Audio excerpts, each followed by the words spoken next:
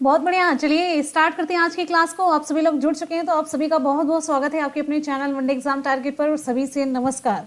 मिलते हैं यहाँ पर एक बहुत ही अच्छी सी क्लास के लिए।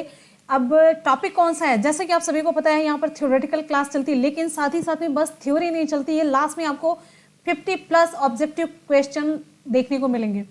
कहने का मतलब एक भी जो टॉपिक हमने उठाया तो वो शुरू से यानी कि जीरो से लेकर के टॉप तक सब कुछ यहाँ पर कवर कर लेंगे। आपको इस टॉपिक से रिलेटेड कुछ भी नहीं पता है, इस टॉपिक के बारे में कोई जानकारी नहीं है, तो आप एक एक टॉपिक कवर कर रहे हैं वनडे एग्जाम टारगेट के साथ।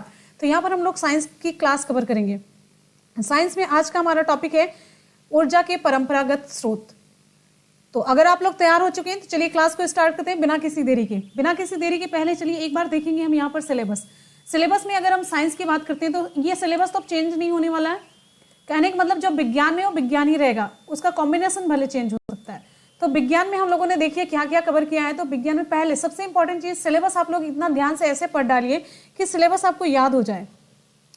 तो विज्ञान में हम लोगों ने कवर किया दैनिक जीवन में विज्ञान, महत्वपूर्ण खोज, महत्व, मानव विज्ञान और प्रौद्योगिकी हम लोगों ने पहली क्लास में कवर कर लिया। लिंक हम सारे नीचे वीडियो के डिस्क्रिप्शन बॉक्स में दे देंगे। और हमने एक प्लेलिस्ट भी बना रखी है जूनियर सुपर टेस्ट साइंस करके। और दूसरा चैप्टर जो दूसरा टॉपिक था रेशे एवं वस्त्र, रेशों से वस्त्रों तक, ये पूरी प्रक्रिया और ये पूरा हम लोगों ने इसे भी कवर कर लिया। अब यहाँ पर एक तीसरा टॉपिक हमने उठाया है जो कि ये देखिए यहाँ पर है ऊर्जा के वैकल्पिक स्रोत। टाइम ना होने की वजह से छोटा टॉपिक थोड़ा सा उठाया, लेकिन छोटा इतना भी नहीं छोटा है आपको। और ये सबसे इंपॉर्टेंट चीज है कि बहुत ही मोस्ट इंपॉर्टेंट टॉपिक है। मोस्ट इंपॉर्टेंट यहाँ से आपके जीएस में भी क्वेश्चन खूब पूछा जाता है, आपके ईवीएस में भी पूछा जाता है, प्लस आपका साइंस मेन सब्जेक्ट तो है ही। तो ये तीनों सब्जेक्ट के लिए यानी कि फर्स्ट पेपर और सेकंड पेपर के लिए बहुत ही इंपॉर्टेंट टॉपिक। चलिए स्टार्ट करते हैं आज की क्लास को। लास्ट में ऑब्जेक्टिव क्वेश्चन भी आप लोग कवर करेंगे, ठीक है। तो सभी स्टूडेंट एक बार फटाफट से वीडियो को लाइक और शेयर कर देंगे, जिससे कि सभी तक वीडियो पहुंच सके। और ये क्लास इतनी, ऊर्जा किसे कहते हैं, ऊर्जा क्या है, तो ऊर्जा की फिर हम वैकल्पिक स्रोत की तरफ बढ़ेंगे। पहले ये जानते हैं ऊर्जा क्या है। ऊर्जा एक तरीके से ये समझिए कि देखिए जीवन के हर क्षेत्र में हमें ऊर्जा की आवश्यकता होती है काम करने के लिए। एक तरीके से आप ये कह सकते हैं कि हिम्मत क्या है। तो जैसे सोने के लिए, जागने के लिए, बैठने के लिए, खड़े होने के लिए, इवन मैंने जैसे कहा सोने के लिए, इसके लिए भी ऊर्जा की आवश्यकता होती है। चलने फिरने के लिए, दौड़ने के लिए, ठीक है। और साथ ही साथ में ये तो हो गई हमारी पर्सनल जो आवश्यकताएं होती हैं उसके लिए। और प्राकृतिक जो घटनाएं होती हैं, ध्यान दीजिएगा हमारे एक एक शब्दों पर। प्राकृतिक जो घटनाएं होती हैं, प्राकृतिक घटनाएं जैसे तेजी से हवा का चलना, वायु प्रवाह, आंधी तूफान, वर्षा, इन सभी के होने में भी ऊर्जा की आवश्यकता होती है। कहने का मतलब विश्व की कोई भी चीज बिना ऊर्जा के संपन्न नहीं हो पा रही है, ठीक है। खेती में अन्न उत्पन्न करने, कपड़ा, मकान, रेल, सड़क, परिवहन संसाधनों के निर्माण और उनके क्रियाकारी बनाने के लिए ऊर्जा की आवश्यकता होती है। विज्ञान के क्षेत्र में, प्रौद्योगिकी के क्षेत्र में विकास के फलस्वरूप जो कारखाने हैं, औद्योगिक संस्थान हैं, इन सभी में जो मशीनें स्थापित की गई हैं उनको चलाने के लिए भी ऊर्जा की आवश्यकता होती है। ऊर्जा आप किस रूप में मिल रही है, विद्युत के रूप में मिल रही है, चाहे जैसे भी मिल रही है। कहने का मतलब ऊर्जा की आवश्यकता हर जगह पर है। सजीवों की जो ऊर्जा का मुख्य स्रोत है वो क्या है, सजीवों को ऊर्जा कैसे मिलती है, ये तो निर्जीवों की बात तो हम लोग अभी करेंगे। सजीवों को ऊर्जा कैसे मिलती है, उनके भोजन से मिलती है। सजीवों की ऊर्जा का जो स्रोत है भोजन है। जैसे गाड़ी में जो ऊर्जा उसे मिलती है, गाड़ी का जो भोजन होता है उसका तेल होता है, पेट्रोल और डीजल होता है। तो सभी जो जंतु होते हैं अपने भोजन के लिए पूरी तरह से या आंशिक रूप से पेड़ पौधों पर निर्भर करते हैं। और पेड़ पौधे भोजन बनाने के लिए किस पर निर्भर करते हैं, सूर्य की ऊर्जा पर। सूर्य की ऊर्जा लेते हैं, यानी कि यहाँ पर भी देखिए ऊर्जा का उपयोग किया गया। भोजन के रूप में हमने ऊर्जा ग्रहण की, लेकिन उससे पहले पौधे भी ऊर्जा ग्रहण करते हैं। किससे, सूरज से ग्रहण करते हैं और अपना भोजन बनाते हैं। और यही ऊर्जा का प्रमुख स्रोत है, ठीक है। बात समझ में आ रही है। बीच बीच में आप लोग ये बताते चलिएगा और जितने भी ये बातचीत थोड़ी सी कम करने की कोशिश करिएगा। बहुत ही मेहनत से और बहुत ही ईमानदारी के साथ क्लास प्रोवाइड कराई जा रही है और उससे भी ज्यादा ईमानदारी के साथ आपको पढ़ना है। एक सीट पक्की करनी है तो मेहनत तो करनी पड़ेगी। जितनी भी चीजें हम बताते चले सारी थ्योरेटिकल क्लास है। अगर हम आपको फ्रंट पे दिख रहे होते तो आपको लग रहा होता कि यहाँ पूरी इस तरीके से क्लास चल रही है, लेकिन इससे बेटर क्लास नहीं हो सकती। बस इतना हम आपसे कहेंगे। फिर यहाँ पर आप देखिए, जो हमने सूर्य से प्राप्त होने वाली ऊर्जा की बात की, तो एक इंपॉर्टेंट क्वेश्चन आपका यहाँ से बन जाता है, सूर्य से प्राप्त ऊर्जा में प्रकाश ऊर्जा होती है। क्या होती है? प्रकाश ऊर्जा। और लेकिन प्रकाश ऊर्जा के साथ साथ इसमें उष्मीय ऊर्जा भी प्राप्त होती है। ठीक, प्रकाश ऊर्जा के साथ साथ इसमें उष्मीय ऊर्जा भी प्राप्त होती है। ठीक है, चलिए अब यहां पर एक कॉन्सेप्ट हम बताते चलते हैं। सूर्य से प्राप्त होने वाली जो ऊष्मा है उसके कारण ही वायु गर्म होकर के ऊपर उठती है। एक मिनट, इसे थोड़ा सा हम मिटा देते हैं। देखिए, सूर्य की ऊर्जा का उपयोग किस तरीके से हो रहा है, यहाँ पे अब थोड़ा सा कॉन्सेप्ट हम बताते चलते हैं। और ये कॉन्सेप्ट इतना इंपॉर्टेंट है कि आपकी बहुत सारी चीजें यहाँ पर क्लियर हो जाएंगी। देखिए, सूर्य से प्राप्त होने वाली ऊष्मा के कारण ही वायु गर्म होती है, गर्म होकर के ऊपर उठती है। तो जब गर्म होकर के ऊपर उठ जाती है तो आसपास की जगह खाली हो जाती है। तो इसकी जगह कौन सी गैस लेती है? ठंडी गैस। देखिए, कोई भी चीज जब गर्म होती है तो कहाँ हो जाती है? ऊपर की तरफ जाती है। ऊपर की तरफ क्यों जाती है? क्योंकि वो हल्की हो जाती है। अब देखिए, यहाँ पर हमने ये कॉन्सेप्ट बता दिया, कोई भी जैसे गैस गर्म होती है ऊपर उठती है, क्यों? उसके पीछे रीजन है वो हल्की हो जाती है। जब हल्की होकर के ऊपर उठती है तो नीचे उसका स्थान खाली हो जाता है, तो उसका स्थान भरने के लिए ठंडी हवा आ जाती है, क्योंकि ठंडी हवा नीचे रहती है। क्यों? क्योंकि ये भारी रहती है, तो इसका स्थान ये ग्रहण कर लेती। इस कॉन्सेप्ट से आपके कई सारे क्वेश्चन तैयार हो जाएंगे। साइंस ऐसे ही पढ़ी जाती है। ठीक है, और जिसके कारण से वायु प्रवाह बनता। वायु प्रवाह कैसे बना? नहीं तो वायु एक जगह पर टिकी की टिकी रह जाएगी। वायु का प्रवाह मतलब वायु एक स्थान से दूसरे स्थान तक किस तरीके से जाती है? ऐसे ही जाती है। और इसके लिए भी ऊर्जा की आवश्यकता होती है। अभी मैंने आपको कहा है कि प्राकृतिक घटनाओं के लिए भी ऊर्जा की आवश्यकता होती है। बात समझ में आ रही है? ठीक, अब आगे देखते हैं। तो इसी कारण से आंधी, तूफान, अब हम यही बताना चाह रहे थे आपको, इसी कारण से आंधी आता है, तूफान, चक्रवात, ये सभी अनेक स्थानों पर आते रहते। इसका कॉन्सेप्ट यही है।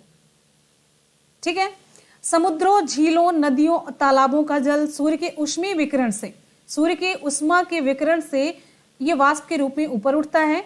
और वायु का तेज प्रवाह भी जल को वाष्प में परिवर्तित करता है। जल को वाष्प में परिवर्तित करने के पीछे दो कारण होते हैं। पहला मुख्य कारण होता है जो सूर्य की वाष्प मतलब ये होती है उसमें ऊर्जा होती है, सूर्य की गर्मी से वाष्पीकृत होकर के ऊपर उठता है। दूसरा जो वायु का तेज प्रवाह होता है ये भी जल को वाष्प में परिवर्तित कर देता है।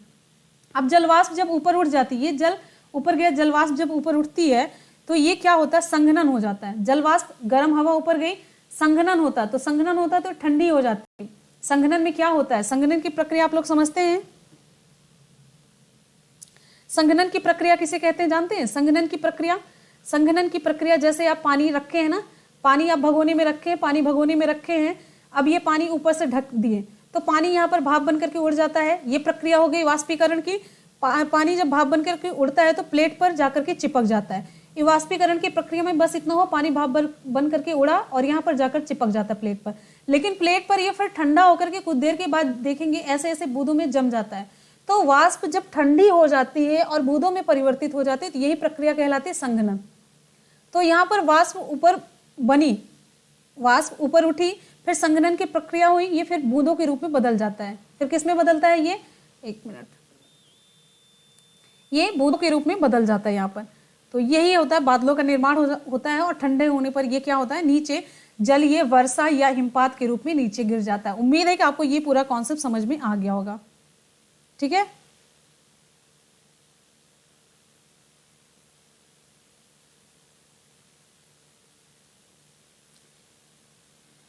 टेलीग्राम पर। ठीक है, अब आगे यहां पर देखिए, ये पूरा सिलेबस के अकॉर्डिंग हम क्लास करवा रहे हैं, पूरा सिलेबस के अकॉर्डिंग। ये चेक कर लीजिए, ये विज्ञान है, 2 चैप्टर हम लोगों ने कंप्लीट कर लिया। ये तीसरा चैप्टर हम यहाँ पर देख रहे हैं, ऊर्जा के वैकल्पिक स्रोत, और एक एक टॉपिक आपका उसी से चल रहा है, एक एक शब्द उसी से चल रहा है।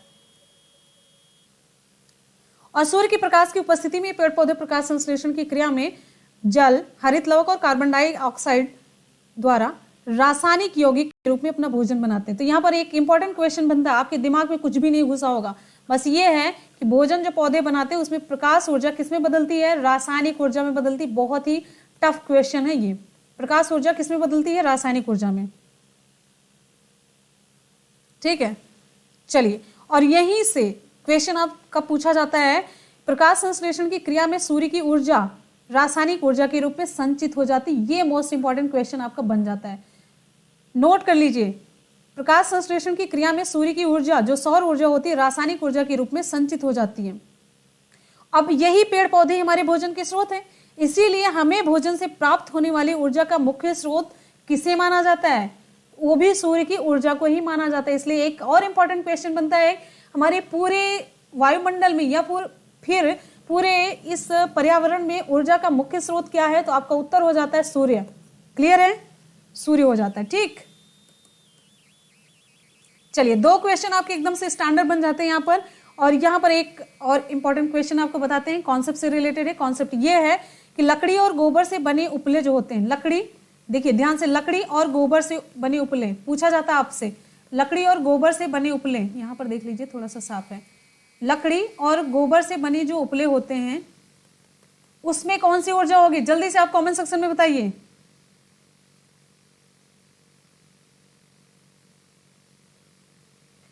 लकड़ी और गोबर से बने उपले में भी कौन सी ऊर्जा होगी? देखिए लकड़ी ये पेड़ पौधे हैं और गोबर ये जीवों के, जो हमारे गाय भैंस होती है उसके मलमूत्र से ये बनता है, गोबर है। तो इसमें भी सूर्य की जो ऊर्जा होती है रासायनिक ऊर्जा के रूप में संचित रहती है, ध्यान रखिएगा, क्योंकि जो खाते हैं वही वो निकाल रहे हैं, तो इसमें भी रासायनिक ऊर्जा के रूप में संचित रहती है। और लकड़ी पेड़ पौधे आई हैं, इंपॉर्टेंट प्रश्न बनता है ये। ठीक है, तो कहने का मतलब ये भी जब हम जलाते हैं तो इनमें जो संचित ऊर्जा होती है प्रकाश और ऊष्मा के रूप में मुक्त होती है। इसमें जो संचित ऊर्जा होती है यानी कि रासायनिक ऊर्जा किसमें मुक्त होती है? प्रकाश और ऊष्मा के रूप में मुक्त होती है, प्रकाश और ऊष्मा के रूप में। अब यहां तक बता दीजिए आपको कॉन्सेप्ट क्लियर समझ में आया कि नहीं है? अब इतना तक आपको समझ में आया कि नहीं, इतना हमें बता दीजिए, फिर आगे की तरफ हम बढ़ते हैं। इतना जल्दी से बता दीजिए, जल्दी से इतना बताइए, फिर हम आगे की तरफ बढ़ते हैं। और एक बार सभी स्टूडेंट वीडियो को फटाफट से लाइक और शेयर करते रहेंगे, बस हमें लाइक और शेयर चाहिए। ठीक, फिर आते हैं मेन टॉपिक की तरफ। मेन टॉपिक आपका आपकी स्क्रीन पर यहाँ पर दिख रहा है। मेन टॉपिक से पहले आपको एक होता ना प्रस्तावना, फिर उसके बाद से पूर्व ज्ञान, इस तरीके से बच्चों को जोड़ा जाता है टॉपिक की तरफ। तो वही काम अभी तक हमने किया है। उम्मीद है कि आप लोग टॉपिक से जुड़ चुके होंगे। तो जुड़ चुके हैं तो आ जाते हैं टॉपिक की तरफ। टॉपिक आपका है ऊर्जा के वैकल्पिक स्रोत।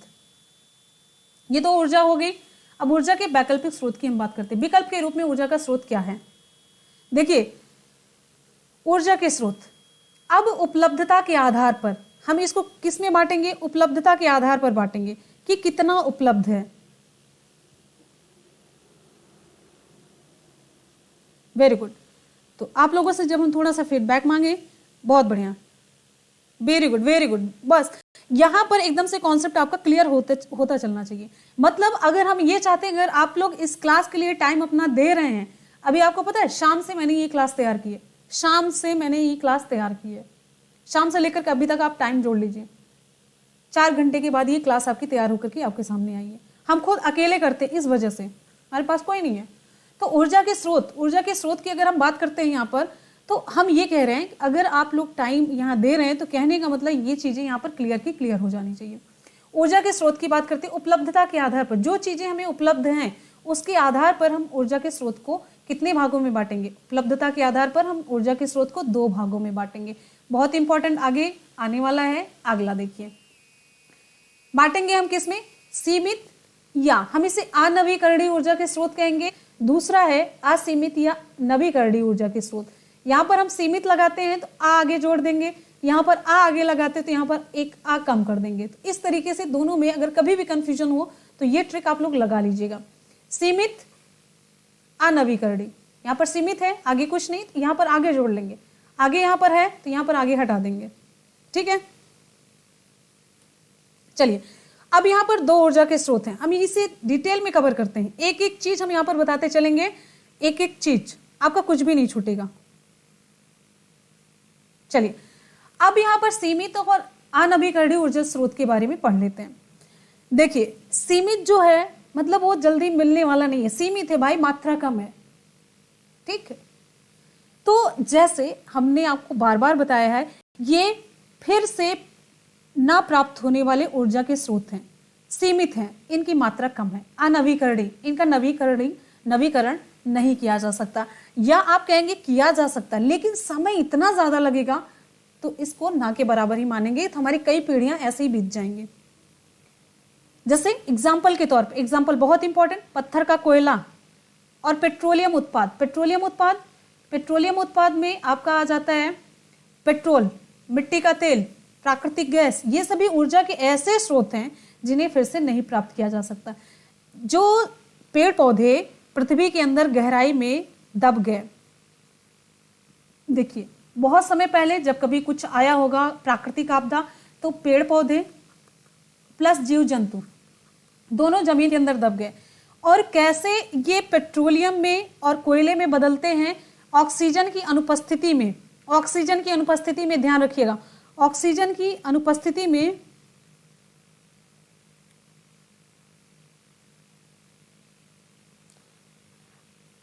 मेरे रहते आप लोगों को क्या टेंशन है, बिना मतलब परेशान हो रहे हैं। हम सारे सिलेबस को कवर करवा रहे हैं और कोई भी पैसा, फ्री क्लासेस हैं। सीरियसली मैं बता रही हूँ, अगर मैंने कह दिया कभी पैसा नहीं लिया जाएगा तो आप लोग क्यों परेशान हो रहे हैं। कभी भी पैसा नहीं लिया जाए, एक भी पैसा नहीं लिया जाएगा, आप नोट कर लीजिए इस बात को। तो इसलिए परेशान होने की जरूरत नहीं है, फुल कंसंट्रेशन के साथ आप पढ़ते रहिए बस। कभी भी ले लिया तो आप बताइएगा, तो ध्यान रखिएगा। और एक चीज और है, अगर पैसा नहीं ले रहे हैं तो आप लोग ये मत समझिएगा कंटेंट में कोई गड़बड़ी। चैलेंज के साथ आप कॉम्पिटिट करके देख सकते हैं, कॉम्पिटिशन कर सकते हैं कंटेंट में।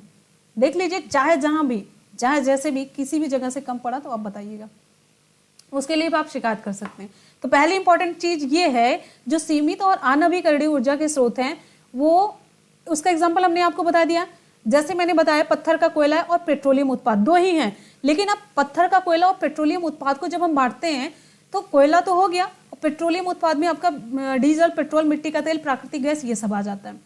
लेकिन ये बनता कैसे, यानी कि पत्थर का कोयला या फिर जनरली आप कोयला समझिए, पेट्रोलियम, ये सभी बनता कैसे। जब बहुत पहले आपदा आई थी, ठीक है, जब बहुत पहले आपदा आई थी तो पेड़ पौधों के साथ जीव जंतु भी जमीन के अंदर दब गए। फिर ऑक्सीजन की अनुपस्थिति में, ऑक्सीजन नहीं होता है, तो ये लाखों करोड़ों वर्ष के बाद कोयले का निर्माण होता है। किससे? जो पेड़ दबे होते हैं उससे कोयले का निर्माण होता है, जो जीव जंतु दबे होते हैं उससे पेट्रोलियम का निर्माण होता है। पेट्रोलियम में आपका डीजल, पेट्रोल, ये सब आ जाता है। यहां तक कॉन्सेप्ट क्लियर हुआ? यहां तक उम्मीद है कि क्लियर हो चुका होगा, ठीक है।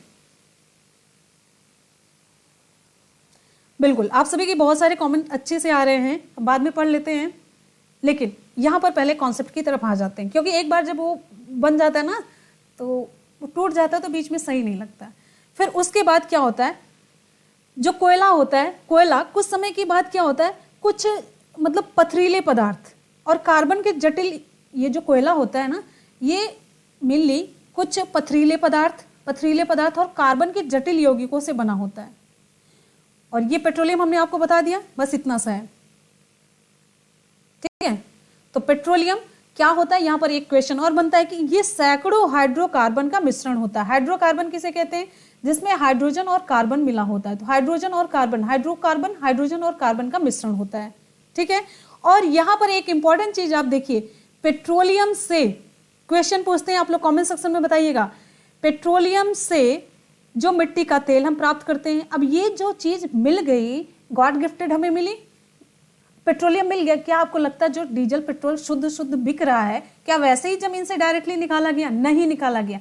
तो कैसे, किस विधि से इसे शुद्ध किया गया, ये आपके एग्जाम में क्वेश्चन पूछा जाता है। तो मिट्टी का तेल जो हमें मिलता है, मिट्टी का तेल हुआ, पेट्रोल हुआ, डीजल हुआ, ये सब कैसे मिल जाता है इस पेट्रोलियम से? आसवन विधि के द्वारा, आसवन विधि के द्वारा। बस इतना यहां पर जानते रहिए, आसवन विधि, ठीक है।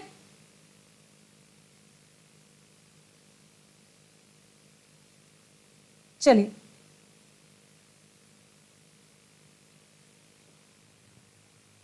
जय माता दी। मैम आपकी कंटेंट पेट से कम नहीं, ये मेरा खुद का अनुभव। आज मैं आपके कंटेंट से सहायक अध्यापक के पद पर कार्यरत हूँ। इससे बढ़िया कमेंट मेरे लिए कुछ हो ही नहीं सकता। आपने नाम का जिक्र नहीं किया है, लेकिन आपको अपने आने वाले आगे के फ्यूचर के लिए दिल से बहुत बहुत बधाई। और आप सभी स्टूडेंट के लिए आप तो प्रेरणा स्रोत हैं। जितने भी मेरे स्टूडेंट यहाँ पर देख रहे हैं, तो आप लोग इस कमेंट को ज़रूर पढ़िए और खुद से समझने की कोशिश करिए। थैंक यू, बहुत बहुत शुक्रिया दिल से। और ऐसे ही हमेशा जुड़े रहिए, आगे के हमारे जो स्टूडेंट हैं उनके लिए एक प्रेरणा स्रोत की तरह काम करते रहिए, ठीक है। अब फिर उसके बाद ये हो गया, यहाँ तक क्लियर हो गया। अब इन सभी को कोयला और पेट्रोलियम उत्पादों को हम जीवाश्म ईंधन कहते हैं, क्योंकि ये जीवों के अंश से बने हुए होते हैं। और वर्तमान में मानव की लगभग 80% ईंधन की पूर्ति जीवाश्म ईंधन ही करते हैं। कितने %? 80%। ठीक है। और जनसंख्या जब बढ़ रही है तो पेट्रोलियम और कोयला उत्पादों की मांग में धीरे धीरे मांग बढ़ती जा रही है, और फिर इसके बाद इन्हें समाप्त होने का भी खतरा मंडराता जा रहा। तो इसलिए ये ऊर्जा के सीमित स्रोत हैं, और इनके लगातार प्रयोग से ऊर्जा संकट की एक भयावह स्थिति उत्पन्न हो सकती है। तो सीमित अनवीकरणीय ऊर्जा के स्रोत के बारे में एक एक पॉइंट मैंने आपका क्लियर कर दिया। अब यहाँ पर हम बात करेंगे असीमित नवीकरणीय ऊर्जा के स्रोत के बारे में। बस आप लोगों से एक बार पूछना चाहेंगे कि सीमित और अनवीकरणीय ऊर्जा के स्रोत के बारे में आप सभी का कॉन्सेप्ट क्लियर हो गया कि नहीं? जितने भी इंपॉर्टेंट फैक्ट थे, जितने भी इंपॉर्टेंट क्वेश्चन इससे रिलेटेड थे, वो सारे हमने यहाँ पर कर दिए हैं क्लियर। अगर यहाँ पर कोई भी दिक्कत हो आप लोग रोकिए या फिर आगे हम बढ़ें। आगे बढ़ते हैं तो आगे हम बढ़ेंगे असीमित नवीकरणीय ऊर्जा स्रोत के बारे में। ठीक है। तो ये देखिए थ्योरेटिकल क्लास है, थ्योरेटिकल क्लास ऐसे ही चलती है। लास्ट में आपके ऑब्जेक्टिव क्वेश्चंस हम कवर करवाएंगे। ठीक, चलिए ठीक है। अब यहां पर देखिए असीमित नवीकरणीय ऊर्जा स्रोत के बारे में बात कर लेते हैं। इसे ये क्या है? देखिए अभी मैंने आपको बताया ऊर्जा का बहुत ही महत्वपूर्ण स्रोत सूर्य है। पृथ्वी के पृष्ठ का कोई ना कोई भाग, मतलब कोई भी ऐसा भाग नहीं है जहां पर हर समय सूर्य का प्रकाश, मतलब सूर्य के प्रकाश से प्रदीप्त ना रहता हो। कहने का मतलब वर्ष के सभी दिन 24 घंटे पृथ्वी का कोई ना कोई भाग सूर्य के प्रकाश से प्रकाशित जरूर रहता है। मतलब सूर्य की ऊर्जा वहां तक जरूर पहुंचती है। बात समझ में आ रही है? तो सौर ऊर्जा, वायु ऊर्जा, जल ऊर्जा, बायोगैस से प्राप्त ऊर्जा, ये सभी प्राप्त होने वाले ऊर्जा के स्रोत हैं। हमने जो सूर्य की ऊर्जा की बात बताई इसलिए बताई क्योंकि ये ऐसी ऊर्जा है जो मतलब इतनी सस्ती और अवेलेबल है। इसका अगर प्रयोग किया जाए तो हम बार बार इसका प्रयोग कर सकते हैं, बड़ी सस्ती सी हो जाएगी और सुलभ भी है। तो सौर ऊर्जा हुआ, जल ऊर्जा, वायु ऊर्जा, बायोगैस से प्राप्त ऊर्जा, ये सभी पुनः प्राप्त होने वाली ऊर्जा के स्रोत हैं। इनका फिर से उपयोग किया जा सकता है। ठीक है। तो जो जनसंख्या की वृद्धि हो रही है और जीवन को सुविधाजनक बनाने के लिए इस तरीके की ऊर्जा स्रोत का हम उपयोग कर सकते हैं। और जो जीवाश्म ईंधन है इनको एक और नाम दिया जाता है परंपरागत स्रोत हैं। ये ऊर्जा के परंपरागत स्रोत हैं। अगर परंपरागत करके पूछा जाए तब भी आप यही लगाएंगे, सीमित और अनवीकरणीय। जो जीवाश्म ईंधन वगैरह हैं, जीवाश्म ईंधन है वो परंपरागत ऊर्जा के स्रोत हैं जिनका भंडार सीमित है। हमेशा ये भी ध्यान रखिए, एक चीज ये भूलती जा रही थी तो ये याद आ गई, ये इंपॉर्टेंट है। परंपरागत पूछ लिया, आप कंफ्यूज नहीं होंगे। ठीक है। और ये लगभग 250 वर्षों के पश्चात समाप्त होने की इनकी संभावना है। अब चलते हैं यहाँ पर आपको एक ये दिखाते हैं। ये देखिए ऊर्जा के स्रोत, ये एग्जाम्पल यहाँ पर देखिए बहुत ही इंपॉर्टेंट है। पूरा ये बांट दिया गया, अनवीकरणीय ऊर्जा के पारंपरिक स्रोत, नवीकरणीय ऊर्जा के वैकल्पिक स्रोत। ठीक है। ये असीमित भी यहां पर जोड़ लीजिए, असीमित, और यहां पर जोड़ लीजिए सीमित। जैसे कि मैंने कहा आगे कुछ नहीं है तो आगे आ लगा है, यहां पर आगे कुछ नहीं तो यहां पर आ लगा है। अब ऊर्जा के पारंपरिक स्रोत, पारंपरिक मतलब जो हमेशा से हम उपयोग करते चले आ रहे हैं, जीवाश्म ऊर्जा इसमें जोड़ेंगे। परंपरागत में अभी मैंने ऐड किया। ठीक है। कोयला है, पेट्रोल है, मिट्टी का तेल है, रसोई गैस भी इसी में शामिल है। ठीक, ये हो गया, बहुत इंपॉर्टेंट है ये पेज, बहुत इंपॉर्टेंट है, आप लोग स्क्रीनशॉट ले सकते हैं। अब यहाँ पर नवीकरणीय ऊर्जा स्रोत की बात करते हैं तो सौर ऊर्जा हो गया, पवन ऊर्जा, पृथ्वी, भूतापीय ऊर्जा, वन जैव मात्रा ऊर्जा हो गया, जल शक्ति, जैव ऊर्जा। ये सभी आपसे ना कुछ पूछा जाए तो एग्जाम्पल तो जरूर पूछ लिया जाएगा। निम्नलिखित में से कौन से नवीकरणीय ऊर्जा के स्रोत हैं, या निम्नलिखित में से कौन सा नहीं है, या मिलान करना रहता है। ठीक है। आगे चलते हैं, यहां तक क्लियर हुआ। अब आगे चलते हैं। देखिए यहां पर आ जाता है वैकल्पिक ऊर्जा स्रोतों का विकास और उपयोग।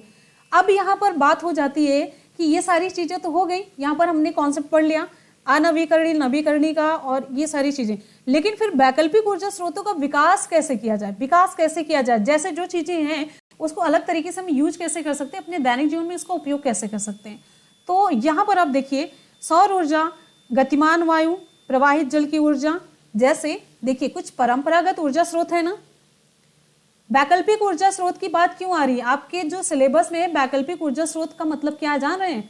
यहाँ पर सिंपल सा मतलब है, देखिए जो हमारे परंपरागत ऊर्जा स्रोत हैं, परंपरागत ऊर्जा स्रोत कुछ समय में खत्म होने वाले हैं, जो जिसके बनने में करोड़ों वर्ष लगते हैं लेकिन खत्म होने में कुछ ही वर्ष बाकी हैं। करोड़ों वर्ष लगते हैं बनने में लेकिन खत्म होने में कुछ ही वर्ष बाकी हैं।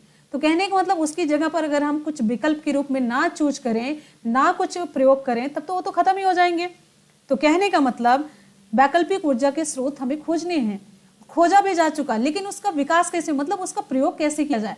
तो यहाँ पर कुछ युक्तियां हैं कुछ युक्तियां हैं, कुछ टेक्नोलॉजी है, उसका प्रयोग करके हम उसे अपने दैनिक जीवन में उपयोग करेंगे। तो उस पर हमारी निर्भरता किस पर?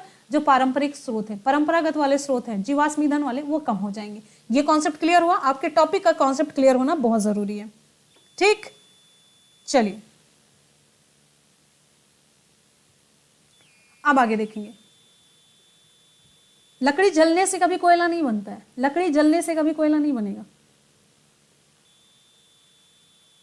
आगे सौर ऊर्जा पर आधारित युक्तियां, ऑक्सीजन की अनुपस्थिति की बात हो रही है, जीवाश्म ईंधन तभी बनता है।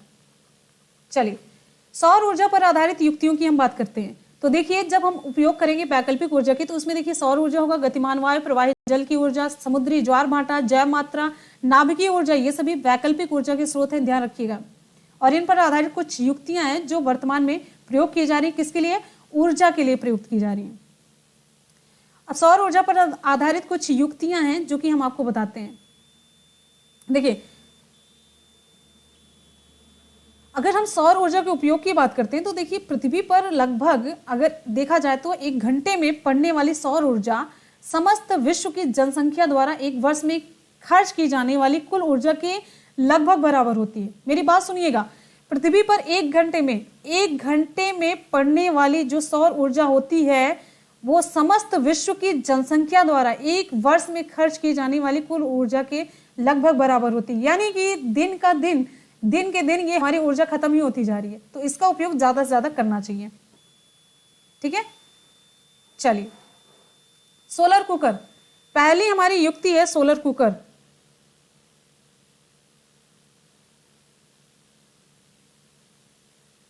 चलिए अब यहां पर देखिए सोलर कुकर में जो सौर ऊर्जा होती है, सबसे इंपॉर्टेंट चीज तो पहले ये जानिए सोलर कुकर में होता क्या। सोलर कुकर में सौर ऊर्जा को, ध्यान से देखिए, सौर ऊर्जा को किसमें बदला जाता है? सौर ऊर्जा को ऊष्मा के रूप में एकत्रित किया जाता है। फिर उसे देखिए ऊष्मा के रूप में एकत्रित किया जाता है, फिर उसके बाद यहाँ पर भोजन वगैरह पकाया जाता है। सोलर कुकर में यही होता है, खाना ही पकाया जाता है। सौर ऊर्जा की ऊष्मा का प्रयोग किया जाता है। ठीक है, तो इसमें बस सिंपल सा कॉन्सेप्ट है। सिंपल सा कॉन्सेप्ट ये है कि सूर्य की किरणें, जो सूर्य के प्रकाश की किरणें होती हैं, अब ये कांच का ढक्कन होता है। ये देखिए कांच का ढक्कन ये लिखा गया है, लकड़ी का बॉक्स होता है, और फिर ये परावर्तक समतल दर्पण होता है। परावर्तक समतल दर्पण, इसका क्या कॉन्सेप्ट है? यहाँ पर सूर्य की किरणें जब पड़ती हैं तो ये समतल दर्पण से टकरा करके यहाँ पर आ जाती हैं। जो यहाँ पर कुकर रखा होता है, यहाँ पर भोजन जो पक रहा होता है, तो प्रकाश की किरणें जब तक नहीं पड़ेंगी यहाँ पर ऊष्मा नहीं मिल पाएगी। और वैसे भी जब हम घर में कुकर पे खाना बनाते गैस पे, तो गैस जलाते ऊष्मा ही उसे मिलती है, तो ऊष्मा इसे नहीं मिल पाएगी। तो परावर्तक ये जो समतल दर्पण होता है, इससे टकरा करके प्रकाश की किरण इस पर पहुंचती है। तो ये कॉन्सेप्ट होता है। ठीक है,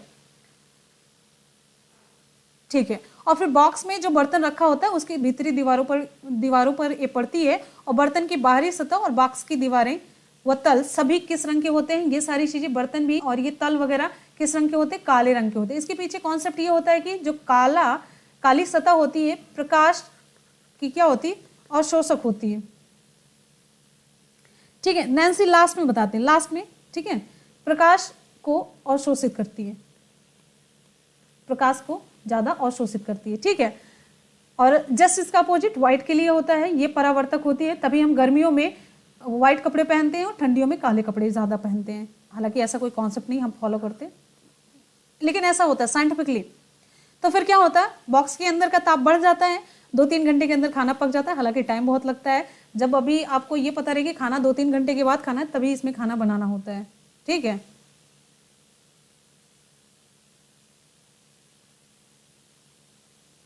ठीक है, चलिए फिर उसके बाद आगे चलते हैं। यहाँ इससे एक चीज है कि सोलर कुकर की सहायता से चपाती और फ्राई बनाने के अतिरिक्त सभी प्रकार के आप भोजन पका सकते हैं। अगले युक्त की तरफ बढ़ते हैं तो यहाँ पर तीन चीजें आपको समझ में आती हैं कि ये जो काला परावर्तक सतह है ये है, और ये इसमें ऊष्मा का उपयोग किया जाता है, बस, और ज्यादा कुछ नहीं है। अब आगे है सोलर सेल। सोलर सेल में क्या होता है? सोलर सेल एक ऐसी युक्ति है जिसमें सूर्य के प्रकाश ऊर्जा को किस में बदला जाता है? विद्युत ऊर्जा में बदला जाता है। यहाँ पर देखिए ये है सोलर सेल, इसमें क्या होता है? प्रकाश ऊर्जा को विद्युत ऊर्जा में बदल दिया जाता है। और सबसे इंपॉर्टेंट चीज है, सोलर सेल को बनाने में किसका प्रयोग किया जाता है? सिलिकॉन का प्रयोग किया जाता है। किसका प्रयोग किया जाता है? सिलिकॉन का प्रयोग किया जाता है। और एक सोलर सेल से लगभग 0.5 विभवांतर 0.5 वोल्ट का विभवांतर, ठीक है, विभवांतर और 0.6 एम्पियर की विद्युत धारा उत्पन्न की जा सकती है। अगर ज्यादा उत्पन्न करना हो तो एक साथ अधिक संख्या में सोलर सेलों को जोड़ दिया जाता है। जब एक से अधिक सोलर सेलों को जोड़ दिया जाता है तो इसी को हम कहते हैं सोलर पैनल। सोलर पैनल, ये कॉन्सेप्ट समझ में आया? सोलर पैनल किसे कहते हैं, सोलर सेल किसे कहते हैं? हो गया क्लियर? चलिए, इसमें प्रकाश ऊर्जा को विद्युत ऊर्जा में बदला जाता है, इंपॉर्टेंट पॉइंट। दूसरा है सिलिकॉन, और फिर इसमें से कितने वोल्ट और कितने एम्पियर की धारा उत्पन्न होती है, सोलर पैनल किसे कहते हैं, ये क्लियर हो गया, ठीक है।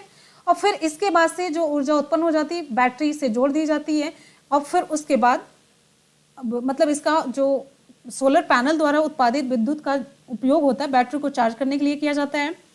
और फिर उसके बाद से बैटरी से फिर विद्युत बल्ब वगैरह जलाया जाता है, रेडियो, टीवी, जल पंप, ये सब चलाने के लिए इसका उपयोग किया जाता है। तो इस तरीके से आप सोचते होंगे यहाँ पर विद्युत ऊर्जा कैसे उत्पन्न हुई। प्रकाश ऊर्जा का उपयोग किया, सूर्य की प्रकाश की ऊर्जा का उपयोग किया, ये जो सिलिकॉन ये पूरा पैनल है, फिर उसके बाद से इसको बैटरी से जोड़ दिया जाता है, तो फिर बैटरी चार्ज हो जाती है, फिर इसको अपना कनेक्शन जहां भी करना हो ऐसे ही किया जाता है, ठीक है। चलिए अगले प्रश्न की तरफ बढ़ेंगे। अगला प्रश्न आपका आपके पेज के अकॉर्डिंग ही फिक्स होगा। सौर जल ऊष्मक है, ठीक है। सौर जल ऊष्मक का एक कॉन्सेप्ट ये है, यहां पर सिंपल सी आपको बात बताते हैं। यहाँ पर एक कांच का बॉक्स होता है, ये पूरा कांच का बॉक्स है, ये देखिए ये कांच का बॉक्स है। इसमें क्या होता है, आपको पाइप जैसा दिख रहा है ना, तो पाइप जैसा यहाँ पर जो दिख रहा है ये तांबे की ट्यूब होती है, ध्यान रखिएगा, ये तांबे की ट्यूब होती है, कॉपर। इसकी बाहरी सतह को काला कर दिया जाता है, ये जो बाहरी सतह ये काला कर दिया जाता है, ठीक है, जिससे ऊष्मा का अधिक से अधिक अवशोषण हो सके। सूर्य का प्रकाश इसी ट्यूब पर पड़ता है और इस ट्यूब के एक सिरे से ठंडा जल डाला जाता है, यहाँ से ठंडा जल डाला जाता है, और ठंडा जल ये पूरा यहाँ पर गर्म होता है, इतनी देर में ये गर्म होता है, और गर्म होने के बाद यहाँ पर जो जल निकलता है ये गर्म निकलता है। कहने का मतलब ठंडे जल को गर्म करने के लिए सौर जल ऊष्मक प्रयोग किया जाता है। जल ऊष्मक सूर्य के प्रकाश में ये गर्म हो जाता है। इसका प्रयोग कहाँ पर होता है? इसका प्रयोग आप देखते होंगे हॉस्पिटल में, अस्पतालों में, हॉस्पिटल अस्पताल तो एक ही हो गया, हॉस्पिटल में, होटलों में, इन सब में किया जाता है, ठीक है। अब एक नई टेक्नोलॉजी के तहत ये भी है कि सौर जल ऊष्मक से ही अनाजों, फलों और सब्जियों को भी सुखाया जाता है, ठीक है। चलिए अगले युक्ति की तरफ बढ़ते हैं। क्लास आपको समझ में आ रही है ना? चलिए पवन ऊर्जा की बात करते हैं। तो देखिए पवन ऊर्जा, पवन में भी ऊर्जा होती है, वायु के गतिशील होने से उत्पन्न गतिज ऊर्जा को पवन ऊर्जा कहते हैं। वायु जब गतिशील होती है तो उससे जो ऊर्जा उत्पन्न होती है, उसकी जो गतिज ऊर्जा उत्पन्न होती है उसी को हम पवन ऊर्जा कहते हैं। तो वायु में ऐसी धाराएं होती हैं, ऐसी संवहनी धाराएं होती हैं जो सूर्य द्वारा पृथ्वी के, मतलब एक तरीके से आप कह सकते हैं, देखिए वायु में आपको बताते चलते संवहनी धाराएं होती हैं, मतलब इधर उधर कहीं पर भी ये उड़ती रहती हैं। जो वायु जो होती है उसमें ऐसी संवहनी धाराएं होती जो सूर्य द्वारा पृथ्वी के पृष्ठ को असमान रूप से गर्म करने के कारण उत्पन्न होती है। सूर्य अगर हर जगह समान रूप से पहुंच जाए तो ये मतलब संवहनी धाराएं इसमें न उत्पन्न हो। संवहनी धाराएं मतलब यहाँ पर वायु जैसे सूर्य की किरण पहुंच रही है तो वायु गर्म होकर के ऊपर उठ गई, जहां पर नहीं पहुंची वहां पे वायु ऐसी ही रह गई। तो यहाँ पर संवहनी धाराएं होती हैं, कहने का मतलब बेतरतीब आप कह सकते हैं, एक उठती है फिर एक नीचे रह जाती, इस तरीके से। तो इसी को हम पवन कहते हैं। वायु में ऐसी संवहनी धाराएं होती हैं जो सूर्य द्वारा पृथ्वी के पृष्ठ को असमान रूप से गर्म करने के कारण उत्पन्न होती है। सूर्य अगर समान रूप से पृथ्वी के पृष्ठ को गर्म करे तो एकदम से तरतीब होकर के एक ही क्रम में धाराएं ये पवन की उठे। ठीक है, पवन की दिशा और चाल पृथ्वी के प्रत्येक स्थान पर वर्ष भर परिवर्तित होती रहती है। ये इंपॉर्टेंट क्वेश्चन है। ठीक है, लेकिन पृथ्वी के किसी भी स्थान पर सालों साल पवन की चाल और दिशा में जो परिवर्तनों का क्रम होता है बहुत कुछ समान और नियत रहता है, बहुत कुछ समान और नियत रहता है, ध्यान रखिएगा। और एक चीज और आप जानिए, जो मतलब अधिकतर पवन की चाल पर्वतीय क्षेत्रों में अधिकतम होती है। कहां पर? पर्वतीय क्षेत्रों में अधिकतम होती है। पवन की चाल समुद्र और तटवर्ती क्षेत्रों में भी अधिक होती है, ये ध्यान रखिएगा, नॉर्मल सी चीज है। और हमने बता ही दिया वायु के गतिशील होने से उत्पन्न गतिज ऊर्जा को पवन ऊर्जा कहते हैं। तो पवन ऊर्जा का यहाँ पर देखिए जो प्रयोग होता है पवन चक्की की ये ब्लेडों को चलाने के लिए किया जाता है। पवन चक्की की ब्लेडों यानी कि पंखुड़ियों को चलाने के लिए किया जाता है। ठीक है, तो पवन चक्की ये ब्लेडों को चलाया जाता है। फिर ब्लेडों को चलाने के बाद इसको जल पंप से या फिर आटा चक्की से जोड़ दिया जाता है। ब्लेड जैसे देखिए ब्लेड खूब चलाया गया तो यहाँ पर ऊर्जा उत्पन्न हुई। जब ऊर्जा उत्पन्न हो जाती है तो फिर यहाँ से आप जनरेटर वगैरह जोड़ दीजिए। फिर जनरेटर में जब जोड़ देते हैं तो वहां पर भी ऊर्जा उत्पन्न होती है। फिर जहां पर भी आपको जोड़ना रहता है उस तरीके से आप जोड़ते रहिए। इसको अगर जोड़ दिया गया आटा चक्की से तो आटा चक्की का उत्पाद मतलब आटा मिलता रहेगा। और फिर चाहे जहां भी जिस भी तरीके से आप जोड़ते रहिए। और अगर अपने देश की बात करते हैं तमिलनाडु और गुजरात, कहां पर? तमिलनाडु और गुजरात प्रदेशों में पवन ऊर्जा पर आधारित विंड मिल फार्म द्वारा विद्युत ऊर्जा का उत्पादन बड़ी तेजी गति से हो रहा है। तमिलनाडु और गुजरात। ठीक है, चलिए यहां से विद्युत का जहां पर भी गतिज ऊर्जा आ गई आपको उसको जनरेटर से जोड़िए। फिर उसके बाद से सारी जगह पर सप्लाई करते रहिए। अगले पॉइंट पर चलते हैं, जल ऊर्जा या जिसे हम कहते हैं हाइडल शक्ति या फिर हाइडल पावर। अब कहेंगे कि जल में कैसे ऊर्जा होती है? जो बहता हुआ जल होता है, बहते जल में ऊर्जा होती है। कौन सी ऊर्जा? गतिज ऊर्जा। बहते जल में गतिज ऊर्जा होती है। इस गतिज ऊर्जा को जल विद्युत संयंत्र द्वारा विद्युत ऊर्जा में बदला जाता है। जल गिर रहा होता है, अभी झरने के नीचे आप खड़े हो जाए सर फट जाएगा, इतनी ज्यादा उसमें ऊर्जा होती है। उसको छोड़िए, पत्थर नीचे रहते रहते कितना घिस जाते हैं, कितने चिकने बन जाते हैं। तो कहने का मतलब उसमें गतिज ऊर्जा है। और इसको जब जल किसी संयंत्र से विद्युत संयंत्र से जोड़ देते हैं फिर उसके बाद विद्युत ऊर्जा में उसे बदल दिया जाता है। तो इस तरीके से आप कह सकते हैं ना कि बहता हुआ जल भी ऊर्जा का स्रोत है। इसका भी उपयोग हम कर सकते हैं, जरूरी नहीं डीजल पेट्रोल ही हम पीते रह जाएं बैठ के। नदी पर बांध बना करके अधिक मात्रा में पानी को पहले रोक लिया जाता है। फिर कम से कम 10 मीटर की ऊंचाई, जब तक आप ऊंचाई से नहीं छोड़ेंगे ना तब तक, हाँ वेरी गुड, डैम से बिजली बनती है तो बांध से पानी को पहले इकट्ठा रोक लिया जाता है। फिर 8 से 10 मीटर की ऊंचाई से, नहीं कम से कम 10 मीटर की ऊंचाई रहनी चाहिए, 10 मीटर की ऊंचाई से छोड़ा जाता है। फिर जल, यहाँ पर देखिए आपको बताते हैं, जल को ऊपर से छोड़ा जाता है। फिर जल को टरबाइन की पंखुड़ियों पर गिराया जाता है। जल को ये टरबाइन की पंखुड़ियों पर गिराया जाएगा। ये पंखुड़ियां रहती हैं तो पंखुड़ियों पर जब गिराया जाता है ऐसे ऐसे पंखुड़ियां रहती हैं। देखिए चलिए हम जल को यहाँ पर ऊपर से गिराते हैं तो पंखुड़ियों पर जब गिरेगा तो पंखुड़ियां बहुत तेजी से घूमने लग जाती है। ये खूब तेजी से घूमने लग जाती है। कॉन्सेप्ट आप देखिएगा कि कैसे ये बनाया जाता है। तो घूमने लगता है, टरबाइन के घूमने से उससे जो जुड़ा हुआ जनरेटर होता है, इससे जब जनरेटर जुड़ा होगा वो भी चलने लगेगा। तो जनरेटर जब जुड़ा तो विद्युत उत्पन्न करेगा कि नहीं उत्पन्न करेगा। और ये विद्युत इतना छोटा सा नहीं होता कि हमारे घर का CFL बल्ब या फिर ट्यूबलाइट जले।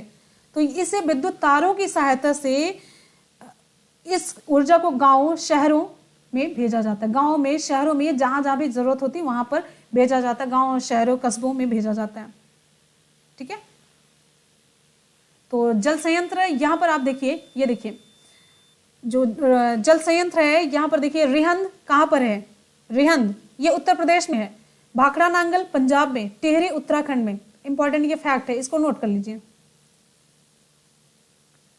चलिए, हाँ लखनिया चूनादरी ये वहां पर है, वाराणसी में है। आगे समुद्री ज्वार भाटा से ऊर्जा उत्पन्न होती है, ये आप सभी जानते हैं। समुद्र तट पर जो तरंगे आती हैं, ठीक है, तो क्या काम करती हैं? जल को गति प्रदान करती हैं, जल को गति प्रदान करती हैं। आप सभी जानते हैं ना, तरंगे प्राय दिन में 2 बार बनती और खत्म होती है ना, दिन में 2 बार बनती और बिगड़ती हैं, खत्म हो जाती हैं। तो इन तरंगों को हम कहते हैं ज्वार भाटा कहते हैं, ज्वार भाटा कहते हैं ना। ज्वार भाटा के समय तरंगों में अपार गतिज ऊर्जा होती है। कौन सी ऊर्जा? अपार गतिज ऊर्जा होती है। और इस ऊर्जा को विद्युत ऊर्जा में बदला जाता है। किसमें बदला जाता है? विद्युत ऊर्जा में बदला जाता है। इस प्रकार हम कह सकते हैं कि ज्वार भाटा जो है ये भी ऊर्जा का नवीकरणीय स्रोत है, यानी कि पुनः प्राप्त होने वाले ऊर्जा का स्रोत है। इसका उपयोग करके हम ऊर्जा संकट को कम कर सकते हैं। तो ये भी वैकल्पिक ऊर्जा स्रोत के रूप में है। क्लियर है?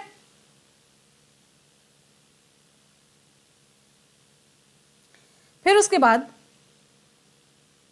चलिए, एक डाटा है आपका, पृथ्वी में सागर तटों से जो टकराती हुई लहरें हैं उसके द्वारा जो निकलने वाली कुल ऊर्जा है वो अनुमानतः 20 से लगभग 20 से 30 लाख मेगावाट की है। ठीक है, चलिए अब आगे बात करते हैं जैविक पदार्थ की, जैविक मात्रा की। जैविक पदार्थ, जैविक मात्रा, ये भी ऊर्जा का स्रोत है।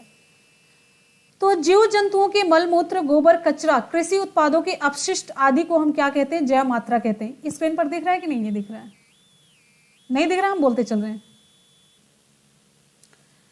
चलिए यहां तक एक बार बता दीजिए कि आप लोगों को समझ में आ रहा है, सारा कॉन्सेप्ट समझ में आ रहा है, सब कुछ क्लियर हो रहा है। मुझे खुशी होगी, बहुत ही खुशी होगी, क्योंकि बहुत ही मेहनत से क्लास ये तैयार की गई, आप लोग देख सकते हैं और साथ ही साथ में आपको समझ में आए तो मुझे बहुत खुशी होगी। ये थ्योरेटिकल क्लास है, बहुत इंपॉर्टेंट क्लास है। आप पता है मैटर पा जाएंगे लेकिन आपको समझ नहीं आएगा उस मैटर में। आप मतलब अगर आपने ये देख लिया ना, ये कॉन्सेप्ट अगर ये देख लिया ऊर्जा के वैकल्पिक स्रोत, आपको ये नहीं समझ में आएगा कि इसमें क्या क्या पढ़ना है, कौन कौन सी चीजें पढ़नी है और किस तरीके के ऑब्जेक्टिव क्वेश्चंस पूछे जाएंगे। तो ये काम मेरा है, तो ये काम हम यहाँ पर अपना काम ईमानदारी से कर रहे हैं। बस आप लोगों से एक ही रिक्वेस्ट करेंगे, आप वीडियो को शेयर जरूर करते रहिए। तो जीव जंतुओं के मल मूत्र, गोबर, कचरा, कृषि उत्पादों के अपशिष्ट को हम कहते हैं जैव मात्रा, बायोमास कहा जाता है।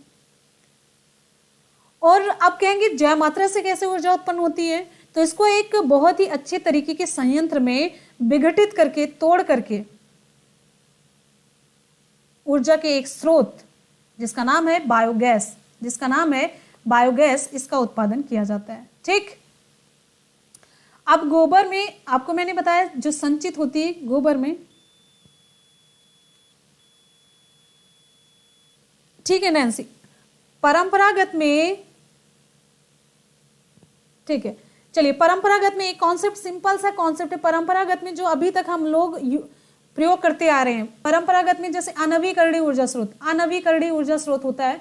अनवीकरणीय जो मतलब जिसका उत्पादन जल्दी ना हो सके, इसको बनने में हजारों करोड़ों वर्ष लग जाते हैं। और नवीकरणीय जो ऊर्जा के वैकल्पिक स्रोत होते हैं, यही वैकल्पिक स्रोत हमें पढ़ना है। अनवीकरणीय जिसके उत्पादन में बहुत समय लगे उसी को हम कहते हैं पारंपरिक स्रोत।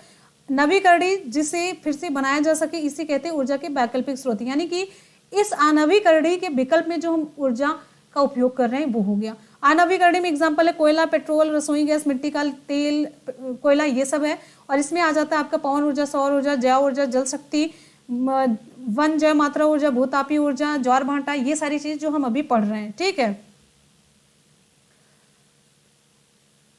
अब चलिए आगे देखिए।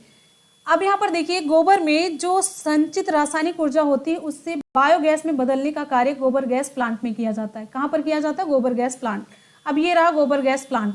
इसमें क्या होता है? पाचक टैंक होता है, इसमें डाल दिया जाता है, इसमें सारी चीजें डाल दी जाती। पहले एक मिक्सिंग टैंक होता है, फिर यहाँ पर डाला जाता है, उसके बाद से जो अपशिष्ट होता है उसे बाहर निकाल दिया जाता है और जो गैस होती है यहाँ से निकल जाती है। और इससे कौन सी गैस निकलती है? मेथेन और कार्बन डाइऑक्साइड, CH4 और CO2। मेथेन और कार्बन डाइऑक्साइड गैस के मिश्रण युक्त गैस इसमें उत्पन्न होती है। और ठीक है, और उसके बाद क्या है? इस गैस को ही हम, मेथेन और कार्बन डाइऑक्साइड गैस को ही हम कहते हैं गोबर गैस या बायोगैस कहते हैं। साथ ही साथ इसमें और भी ये जानते रहिए, इसके अतिरिक्त इसमें H2S जो महक आती है, जो बदबू आती है, दुर्गंध आती है, हाइड्रोजन सल्फाइड की वजह से होती है। और हाइड्रोजन, H2S और हाइड्रोजन गैस भी थोड़ी सी मात्रा में बनती है।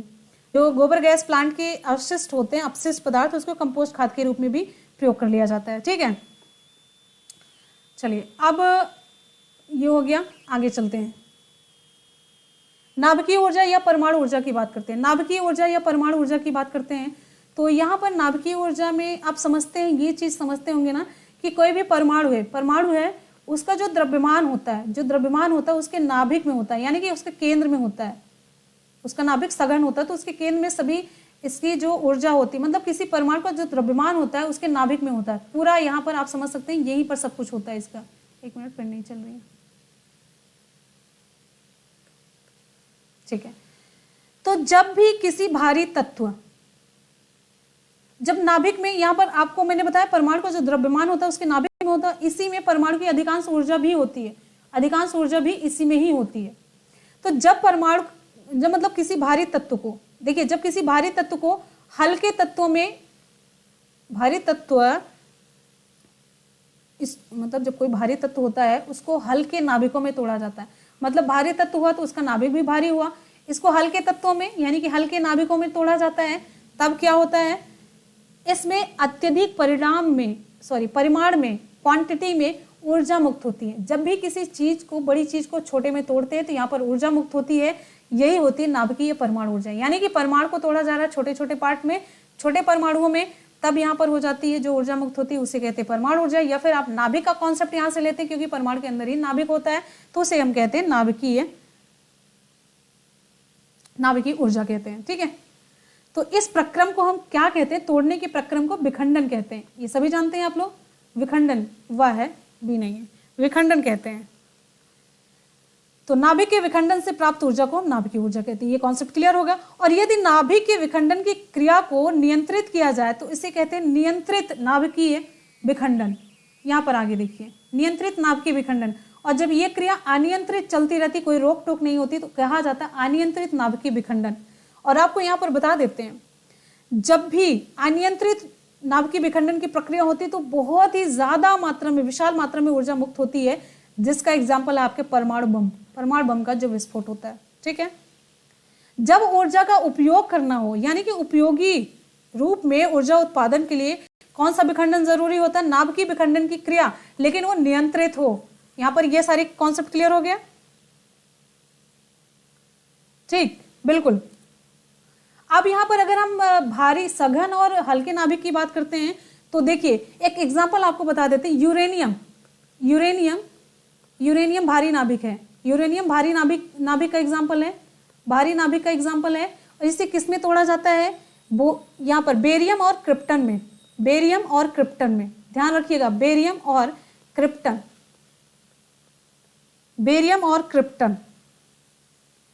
विवेक यादव, एक्सीलेंट, बहुत बढ़िया।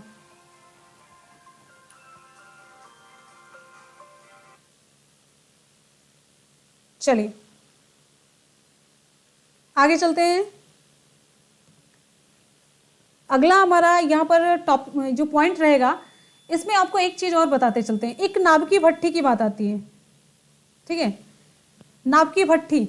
तो नाभिकीय भट्ठी में क्या होता है, इसमें भी नियंत्रित दर से, नाभिकीय भट्ठी में नियंत्रित दर से क्रिया होती, ये ध्यान रखिएगा, पूछा गया क्वेश्चन है। तो इसमें नियंत्रित दर पर परमाणु ऊर्जा प्राप्त होती है, जिसका उपयोग हम किसके लिए करते हैं, विद्युत उत्पादन के लिए नाभिकीय पावर प्लांट में करते हैं। और बहुत सारी चीजें होती हैं। तो इससे क्या होता है कि नाभिकीय जो, मतलब इसमें नाभिकीय विखंडन से जो ऊष्मा प्राप्त होती है उससे जल गर्म करके भाप बनाई जाती है, फिर भाप से टरबाइन चलाई जाती है जो विद्युत जनरेटर से जुड़ी हुई होती है। जब जनरेटर से जुड़ी तो विद्युत का उत्पादन किया जाता है। तो ये कॉन्सेप्ट यहाँ पर क्लियर हो गया। और यहाँ पर अगर हम देखते हैं तो वर्तमान में अपने देश में कलपक्कम, तमिलनाडु में, डाटा ये मतलब फैक्ट इंपॉर्टेंट है, कुडानुकुलम ये है तमिलनाडु, तारापुर महाराष्ट्र, रावतभाटा राजस्थान, कैगा कर्नाटक, काकरापारा गुजरात, नरौरा उत्तर प्रदेश में नाभिकीय ऊर्जा संयंत्र स्थापित है। ये इंपॉर्टेंट है, आप लोग देख लीजिए इसे, ठीक। चलिए अब आगे देखते हैं कुछ इंपॉर्टेंट फैक्ट। 1 किलोग्राम यूरेनियम 235 के विखंडन से आदर्श रूप में 100% दक्षता होने पर 1000 मेगावाट प्रतिदिन के तुल्य विद्युत ऊर्जा का उत्पादन हो सकता है। अगर 1 किलोग्राम आदर्श रूप में, यानी कि परफेक्ट तरीके से मतलब इसको विखंडित किया जाए तो इतनी उत्पन्न हो सकती है, लेकिन वास्तविक रूप में रूपांतरण की जो दक्षता होती है 30% होने के कारण वास्तविक ऊर्जा का उत्पादन 300 मेगावाट प्रतिदिन होती है। कहने का मतलब ये अगर सही से रूपांतरित नहीं हो पाते, इस वजह से 100 से ये 30% पर आ जाता है। और 2500 टन कोयले को जलाने पर जो उत्पन्न विद्युत ऊर्जा होती है वो 1 ग्राम 235 जो यूरेनियम है उसके उत्पन्न ऊर्जा के बराबर होती है। कहने का मतलब 2500 टन कोयला आप जलाइए, फिर 1 किलोग्राम यूरेनियम के जलने से मतलब उससे जो नाभिकीय ऊर्जा प्राप्त होती है उसके बराबर ही हो पाती है। ठीक है, चलिए अब ऊर्जा के भावी वैकल्पिक स्रोतों के रूप में हाइड्रोजन और अल्कोहल का उपयोग भी ईंधन के रूप में अंतरिक्ष यानों और उच्च ताप वाली ज्वाला प्राप्त करने में होता है। किसका उपयोग? हाइड्रोजन और अल्कोहल का, ध्यान रखिएगा, इंपॉर्टेंट है, हाइड्रोजन और अल्कोहल का कॉम्बिनेशन। आगे देखते हैं, आगे यहां पर क्या देखना है, हमारे जीवन के लिए ऊर्जा की जो आवश्यकता है, हमारे जीवन के लिए ऊर्जा की बहुत आवश्यकता है।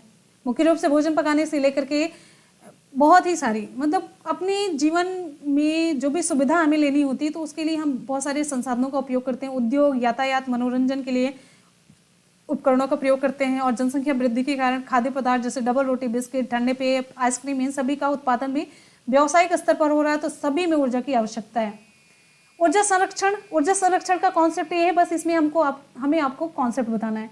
कॉन्सेप्ट ऐसा है, ध्यान से देखिए, कॉन्सेप्ट ये है कि जब भी, जैसे मतलब ऊर्जा संरक्षण के दृष्टिकोण की अगर हम बात करते हैं तो जब भी आप यूज करिए, जैसे आप गाड़ी से जा रहे हैं तो जरूरी नहीं बार बार आप गाड़ी से जाएं, तो बस से जा रहे हैं, 4 लोग को जाना, 4 अलग गाड़ी निकालने की क्या जरूरत है। आप आजकल तो स्टैंडर्ड होने का वो है ना कि एक सिंबल है, अलग अलग गाड़ियां हम यूज कर रहे हैं, मतलब हम बड़े अमीर हैं। तो बस से, अगर बस वही डेस्टिनेशन पे आपके जा रही है तो बस में बैठ जाइए। तो कहने का मतलब परंपरागत ऊर्जा का उपयोग जो है, यानी कि अनवीकरणीय ऊर्जा स्रोत का जो उपयोग है, कभी कभी करना उपयुक्त है। जैसे प्रकाश उत्पन्न के लिए आप tubelight, sodium wasp lamp, mercury wasp lamp का प्रयोग घरों में और सड़कों पर करें। ठीक है, आसपास स्थानों के आने जाने के लिए पेट्रोल डीजल के वाहनों का प्रयोग नहीं करना चाहिए। ये सारी चीजें हैं, तो ये सारी चीजें बस कॉन्सेप्ट बेस पर हैं। अब आ जाते हैं, देखिए यहाँ पर आपके क्वेश्चन स्टार्ट हो जाते हैं, क्वेश्चन आप सभी के स्टार्ट हो जाते हैं। तो चलिए फटाफट से क्लास को अटेंड करते हैं। अभी कम से कम आपकी एनर्जी को और चेक करना है। चलिए जल्दी से बताइए यहाँ पर, 1 मिनट, आप लोग तैयार हैं? चलिए अब यहाँ पर स्टार्ट करते हैं आज की क्लास को। आज की क्लास स्टार्ट हो चुकी है, ऑब्जेक्टिव क्वेश्चन की क्लास को स्टार्ट करते हैं। गोबर गैस में मुख्यतः होता है, ये कैसे यहाँ पर हमको दिख क्यों नहीं रहा है कुछ,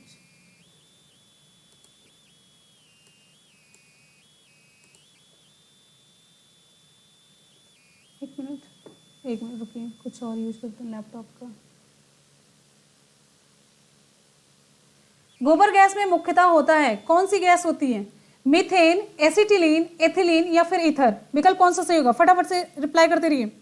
गोबर गैस में मुख्यतः होता है, ऑप्शन यहाँ पर हमारा सही हो जाता है ऑप्शन ए, मीथेन।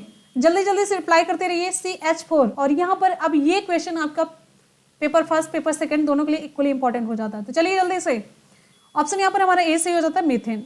अगले क्वेश्चन की तरफ बढ़ेंगे, नेक्स्ट है, LPG में कौन सी गैस मुख्य रूप से होती है? लिक्विफाइड पेट्रोलियम गैस में कौन सी गैस मुख्य रूप से होती है? मीथेन, कार्बन डाइऑक्साइड, ब्यूटेन या फिर सल्फर?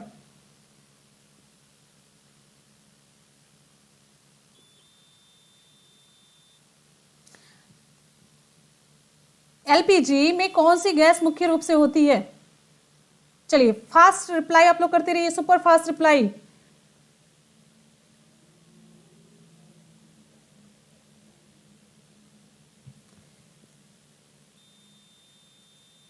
विकल्प यहां पर हमारा सी से हो जाता है, butane. Very good, option C, butane. Next question, जल गैस किसका संयोजन है? जल गैस किसका संयोजन है? सभी बहुत इंपॉर्टेंट क्वेश्चन है, मोस्ट इंपॉर्टेंट है। जल गैस किसका संयोजन है? सभी से रिक्वेस्ट करेंगे जल्दी से रिप्लाई करते रहिए, फास्ट, सुपर फास्ट रिप्लाई। जल गैस किसका संयोजन है? बहुत इंपॉर्टेंट क्वेश्चन, बहुत ही इंपॉर्टेंट।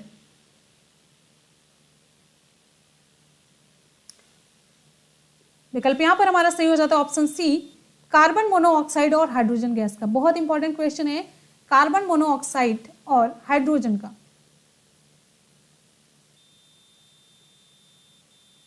नेक्स्ट है,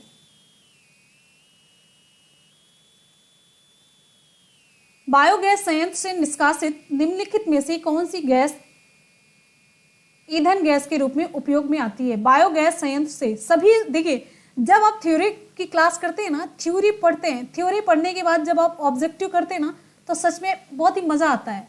मतलब सारे क्वेश्चन आपके सही होते हैं और ये परफेक्ट तरीका होता है पढ़ने का भी पढ़ाने का भी। बायोगैस संयंत्र से निष्कासित निम्नलिखित में से कौन सी गैस ईंधन गैस के रूप में उपयोग में आती है? विकल्प यहाँ पर हमारा कौन सा सही होगा? आप लोगों की रिप्लाई फास्ट आनी चाहिए, सुपर फास्ट। विकल्प यहाँ पर हमारा सही हो जाता है सी, मीथेन, ऑप्शन सी। अभी मैंने बताया ऑप्शन सी, मीथेन। मीथेन और कार्बन डाइऑक्साइड होती है, लेकिन मीथेन गैस का उपयोग ईंधन के रूप में किया जाता है। अगले प्रश्न की तरफ बढ़ेंगे। नेक्स्ट है प्रोड्यूसर गैस। प्रोड्यूसर गैस किसका मिश्रण है? प्रोड्यूसर गैस किसका मिश्रण है? विकल्प आप सभी की स्क्रीन पर है। प्रोड्यूसर गैस किसका मिश्रण है?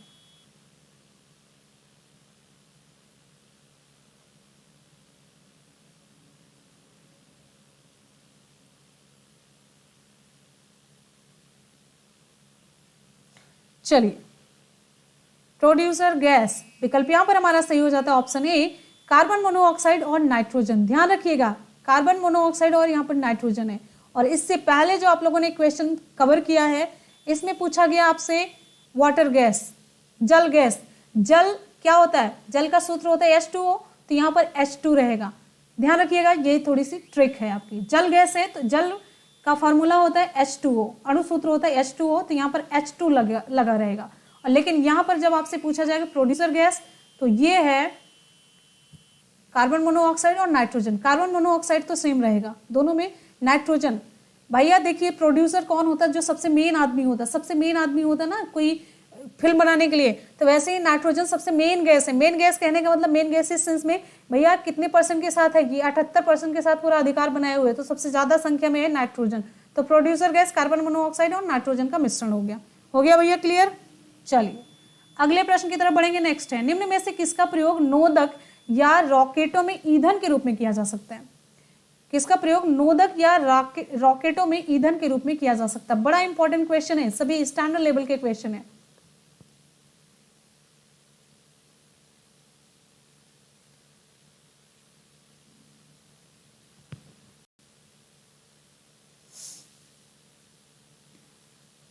चलिए, विकल्प कौन सा सही होगा?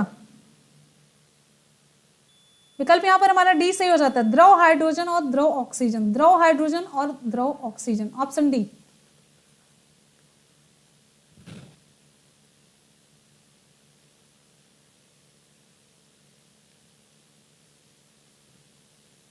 ठीक है,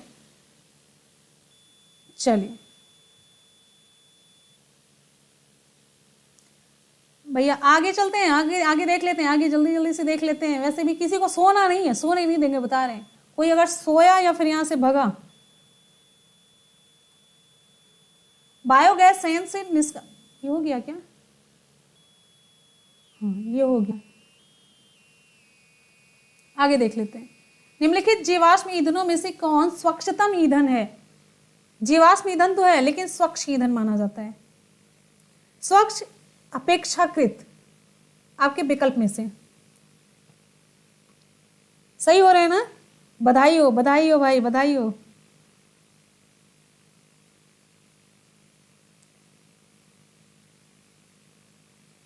बीएससी मैथ क्या साइंस ले सकते हैं?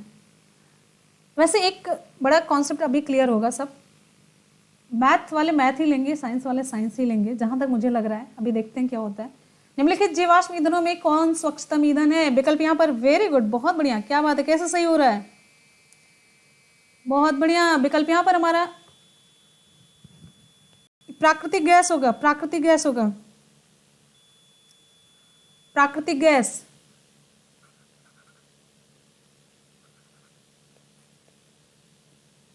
चलिए अगले क्वेश्चन की तरफ बढ़ते हैं। नेक्स्ट है, कार्बन मोनोऑक्साइड और नाइट्रोजन गैस के गैसीय मिश्रण को क्या कहते हैं? कार्बन मोनोऑक्साइड और नाइट्रोजन गैस के गैसीय मिश्रण को क्या कहते हैं?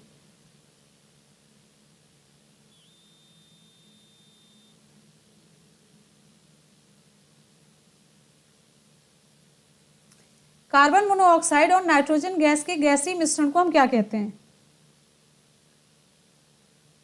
अभी तो बताया था, अभी बस प्रोड्यूसर गैस करके पूछा गया था और अब की बात जस्ट उसका उल्टा करके पूछ लिया गया। ऑप्शन सी, इसमें भी वी करने का कोई मतलब नहीं था ना। हाँ, विकल्प यहाँ पर हमारा सी सही हो जाएगा, ऑप्शन सी। वही मैंने बताया, कार्बन मोनोऑक्साइड और नाइट्रोजन। अगले प्रश्न की तरफ चलते हैं। नेक्स्ट है, प्राकृतिक गैस में मुख्यतः रहता है, प्राकृतिक गैस में मुख्यतः रहता है, थोड़ा सा कर देते हैं जूम, जिससे आप लोगों की आंख बची रह जाए सही सलामत एग्जाम तक। उसके बाद चश्मा लगा करके घूमिएगा। प्राकृतिक गैस में मुख्यतः रहता है, चलिए विकल्प यहां पर हमारा कौन सा सही, एक मिनट चार्जिंग मिल गई। प्राकृतिक गैस में मुख्यतः रहता है, चलिए option A methane, option A सही हो जाता है मीथेन। अगला प्रश्न ध्यान से देखिएगा, बहुत आसान सा प्रश्न है, बस आप डरेंगे नहीं तो सही रिप्लाई कर पाएंगे।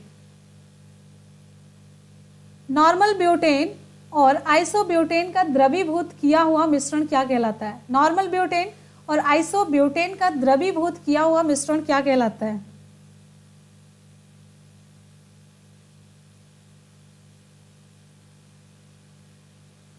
चलिए जल्दी से बताइए।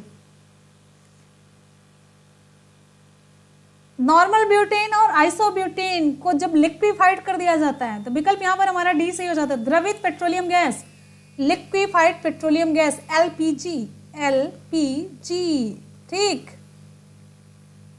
लिक्विफाइड, द्रवीभूत, द्रव में बदल दिया गया।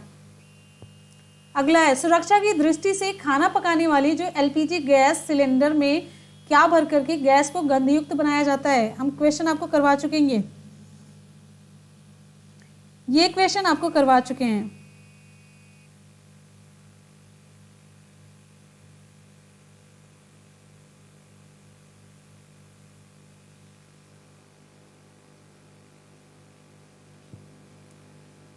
सुरक्षा की दृष्टि से विकल्प कौन सा सही होगा? जल्दी जल्दी से आप लोग बताते चलिए। Very good, very good, very good, very good, very good,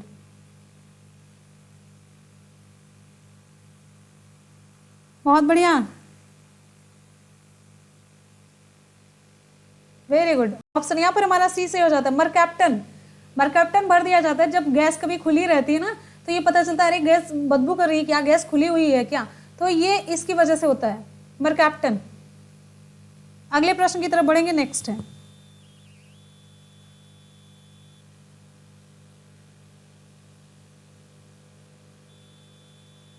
बार बार रिपीट हो रहा है, चलिए कोई बात नहीं। अगला क्वेश्चन, सीएनजी को, कॉम्प्रेस्ड नेचुरल गैस को पारिस्थितिकी मैत्रीपूर्ण क्यों कहा जाता है? पारिस्थितिकी के लिए मैत्रीपूर्ण क्यों कहा जाता है? सीएनजी जो होती है कॉम्प्रेस्ड नेचुरल गैस, इसको पारिस्थितिकी मैत्रीपूर्ण क्यों कहा जाता है?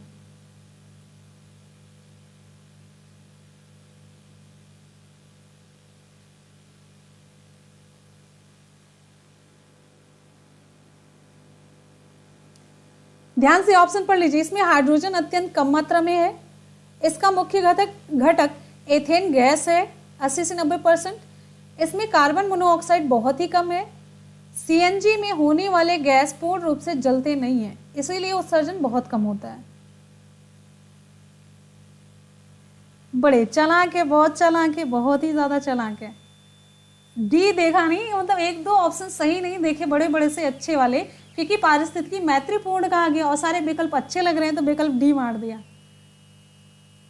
ठीक है, ऑप्शन ए इसमें यहां पर सी सही हो जाता है, इसमें कार्बन मोनोऑक्साइड बहुत ही कम है।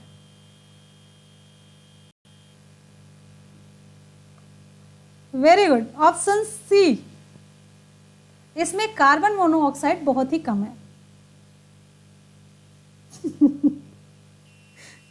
अगले क्वेश्चन की तरफ बढ़ते हैं। नेक्स्ट है, काफी टाइम दिया था इस क्वेश्चन को बनाने में। अगले क्वेश्चन पर बढ़ते हैं। नेक्स्ट है, निम्न में से किस एक ईंधन का मान अधिकतम होता है?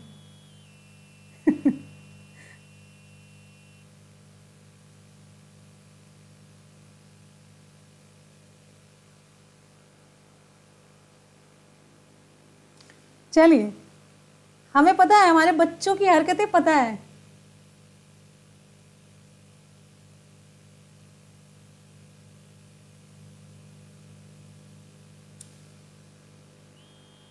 ऑप्शन यहां पर ए सही हो जाता है, हाइड्रोजन। ठीक, नेक्स्ट, निम्नलिखित में से कौन सा ईंधन न्यूनतम पर्यावरण प्रदूषण फैलाता है? मतलब पर्यावरण प्रदूषण तो फैलाता है, लेकिन इनमें से कम कौन फैलाता है? हाइड्रोजन, कोयला, डीजल, केरोसिन।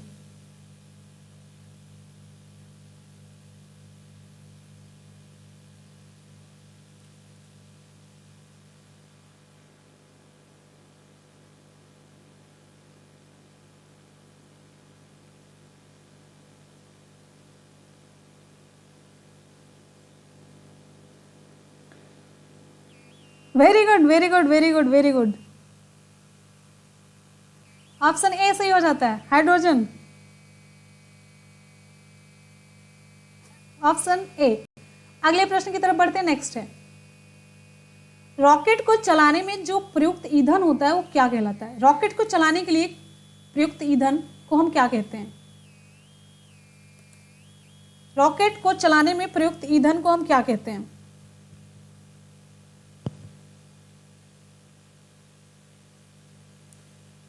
वेरी गुड, जल्दी से रिप्लाई। विकल्प यहां पर हमारा सी सही हो जाता है, वेरी गुड, प्रणोदक कहते हैं, ऑप्शन सी। नेक्स्ट, कोयले की विभिन्न किस्मों में से, एक मिनट, किसमें कार्बन की प्रतिशत, एक मिनट, मात्रा सबसे अधिक होती है? कोयले की विभिन्न किस्मों में से किसमें कार्बन की प्रतिशत मात्रा सबसे अधिक होती है? विकल्प कौन सा सही होता है?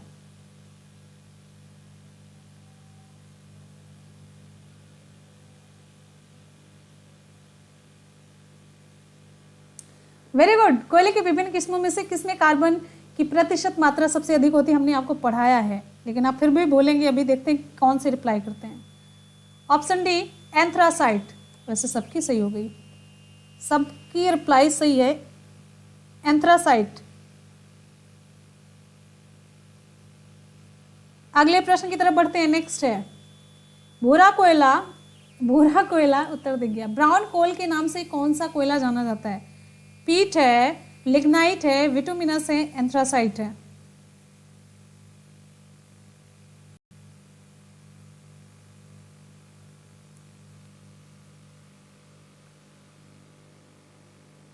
भूरा कोयला ब्राउन कोल के नाम से जाना जाता है, पीट, लिग्नाइट, विटुमिनस, एंथ्रासाइट।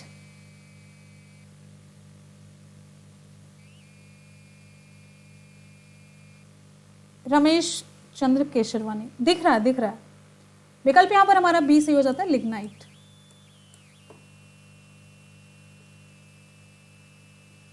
हाँ, किसी दिन हिंदी की क्लास करवाएंगे ना, भोजपुरिया, वो भी नहीं बोल पाएंगे आप लोग ना परफेक्ट वाला कोई भी काम नहीं कर पाते हैं। ये भी आता है थोड़ा सा, वो भी आता है थोड़ा सा, ये भी आता है थोड़ा सा। किसी ईंधन के अपर स्फोटिक गुण को दर्शाती है, ये ऑक्टेन संख्या है, आपको बता देते हैं, ऑप्शन डी सही हो जाता है। अगला है, ऊष्मा की वह मात्रा जो किसी ईंधन के 1 ग्राम की हवा अथवा ऑक्सीजन में पूर्णतः जलाने के फलस्वरूप प्राप्त होती क्या कहलाती है? ऊष्मा की वह मात्रा जो किसी ईंधन के 1 ग्राम जलाने के फलस्वरूप जो प्राप्त होती है वो क्या कहलाती है?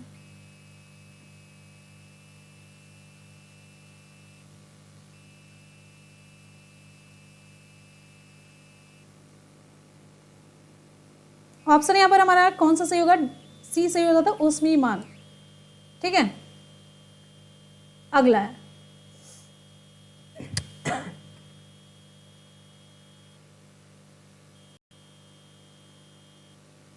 एक अच्छे ईंधन के लिए आवश्यक जो शर्तें हैं वो कौन सी हैं?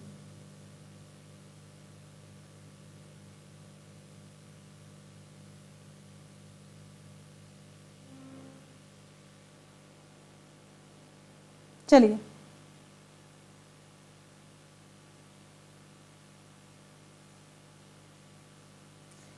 ऑप्शन यहां पर हमारा सही हो जाता है डी, इनमें से सभी। उष्मीयमान उच्च होना चाहिए, दहनशील होना चाहिए और इसका ज्वलन ताप उपयुक्त होना चाहिए। अगला क्वेश्चन, दहन की क्रिया के लिए आवश्यक शर्तें, इसमें भी डी सही है। दहनशील पदार्थ की उपस्थिति, ज्वलन ताप की प्राप्ति, दहन के पोषक पदार्थ की उपस्थिति। गलती से दिख गया तो क्या करें? ऑप्शन डी उपर्युक्त सभी। अगला क्वेश्चन अटेम्प्ट करिए। जिस न्यूनतम ताप पर कोई पदार्थ जलना शुरू करता है उसे उस पदार्थ का क्या कहते हैं? उष्मीयमान, ज्वलन ताप, कैलोरी मान या फिर इनमें से कोई नहीं?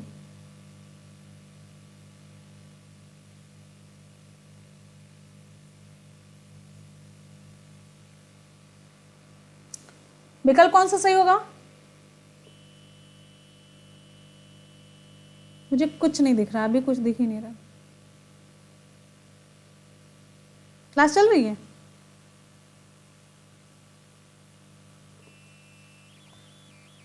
ऑप्शन बी ज्वलन ताप। नेक्स्ट है, निम्नलिखित में से कौन ऊर्जा के गैर परंपरागत स्रोत की श्रेणी में आता है? कोयला है, पेट्रोलियम है, प्राकृतिक गैस या फिर बायोगैस।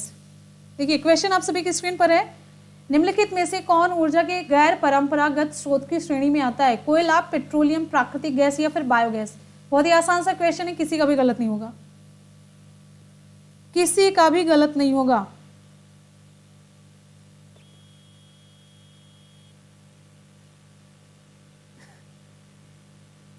वेरी गुड, बहुत बढ़िया बहुत बढ़िया मोहम्मद मोइन, बहुत बढ़िया। ऑप्शन डी सही हो जाता है, बायोगैस। अगला, निम्नलिखित में से कौन ऊर्जा का परंपरागत स्रोत नहीं है? कौन सा परंपरागत स्रोत नहीं है?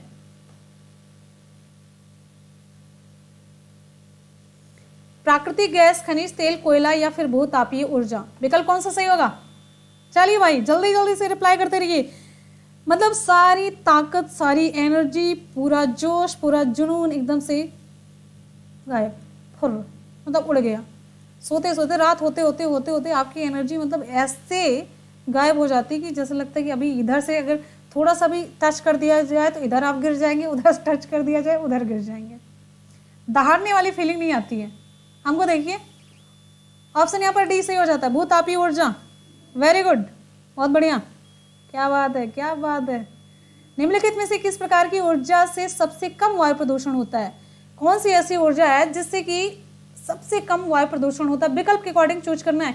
ये नहीं कि विकल्प में आपने तापीय ऊर्जा देख ली तो हर जगह तापीय ऊर्जा मार के चले आएंगे, नहीं ना। तो हर जगह वहीं पे फंडा नहीं अपनाइएगा, मतलब हाँ ठीक है भेड़ वाली, भेड़ कूद गई कुएं में तो सभी कूद गई वहां पे। तो विकल्प में किसी ने डी भर दिया तो लो भैया डी हम भी चलते हैं। तो अलग अलग आंखों से देखने का क्या मतलब है? तो इससे बढ़िया है कि एक ही लोग अपनी आंख खराब करें, इतने लोग ना ही खराब करें, है कि नहीं। ऑप्शन यहाँ पर हमारा सही हो जाता है, ऑप्शन डी सौर ऊर्जा। ये तो किसी का भी गलत नहीं होगा, मतलब आंख मूंद के भी कोई रिप्लाई करे ना तो गलत नहीं हो सकता। अगले क्वेश्चन की तरफ बढ़ते हैं। नेक्स्ट है, निम्नलिखित में से किस प्रकार की ऊर्जा से सबसे कम वायु प्रदूषण होता है? तो ऑप्शन डी सही हो जाता है, सौर ऊर्जा। भारत में ऊर्जा का मुख्य स्रोत क्या है? भारत में, इंपॉर्टेंट क्वेश्चन है, भारत में ऊर्जा का मुख्य स्रोत क्या है?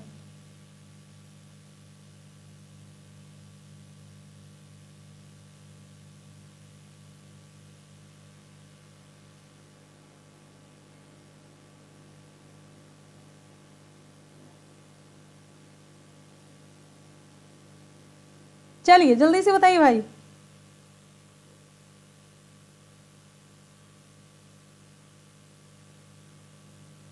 Very good very good very good, option B सही हो जाता है, तापीय है।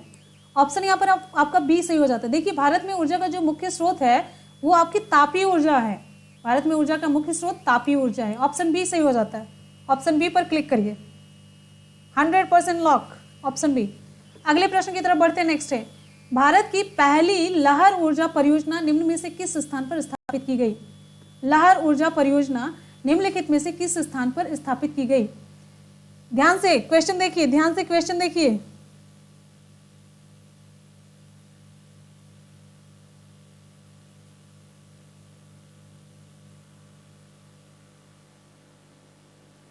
चलिए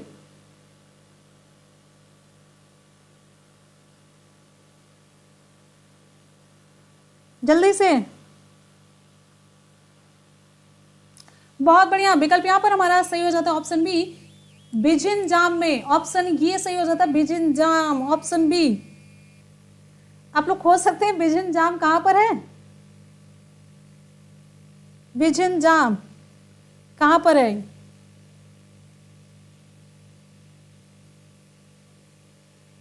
बिझिंजाम वेब एनर्जी प्लांट लिख देते हैं, बिझिंजाम वेब एनर्जी प्लांट।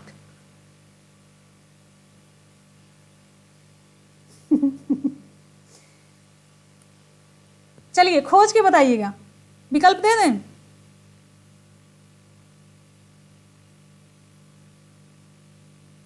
चलिए आप ही खोजिएगा, थोड़ी सी मेहनत कर लीजिएगा, वैसे भी जब गूगल है तो कुछ भी कमी नहीं है।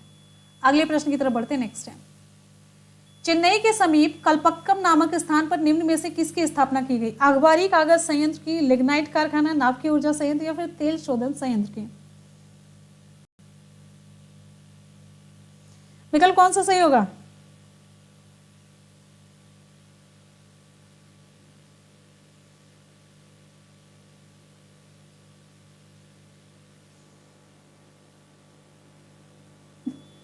ऑप्शन यहां पर हमारा सी सही हो जाता है, नाभिकीय ऊर्जा संयंत्र। ऑप्शन सी, नाभिकीय ऊर्जा संयंत्र। अगला क्वेश्चन, नाभिकीय ऊर्जा संयंत्र, ऑप्शन सी सही हो जाता है। नेक्स्ट प्रश्न है, काकरापारा परमाणु शक्ति केंद्र निम्नांकित में से किस राज्य में है? काकरापारा, काकरापारा परमाणु शक्ति केंद्र निम्नांकित में से किस राज्य में है? केरल, गुजरात, तमिलनाडु या फिर महाराष्ट्र? ऑप्शन कौन सा सही होगा आप लोग नीचे कमेंट सेक्शन में बताइए, फटाफट से बताइए जल्दी से। काकरापारा,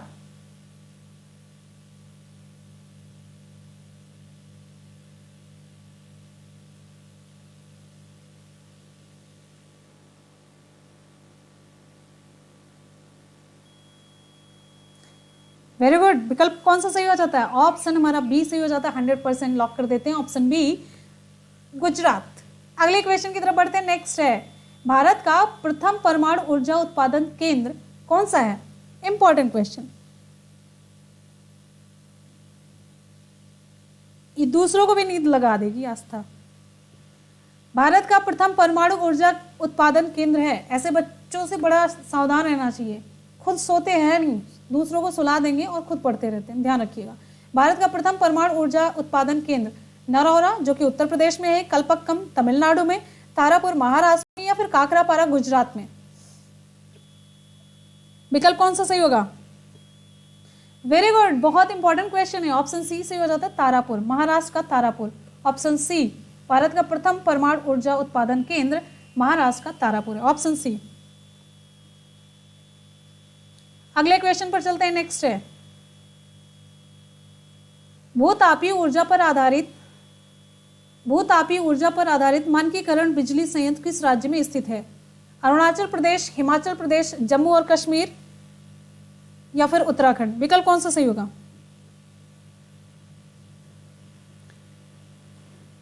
रमेश, वो बहुत बढ़िया, सोकर के जग लेना चाहिए। और पता है, कोई भी लक्ष्य जब तक आप रातों की नींद नहीं खराब करते ना, कुछ भी मिलता नहीं है, आसानी से कुछ भी नहीं मिलता। दिन में सभी मेहनत करते हैं, अब यहाँ पर आप कितनी मेहनत करते हैं, जब सब आपके दोस्त सो जाएं, जितने भी कॉम्पिटिटर आपके सो जाएं, फिर पता चलता है ना कि आप कितनी मेहनत करते हैं।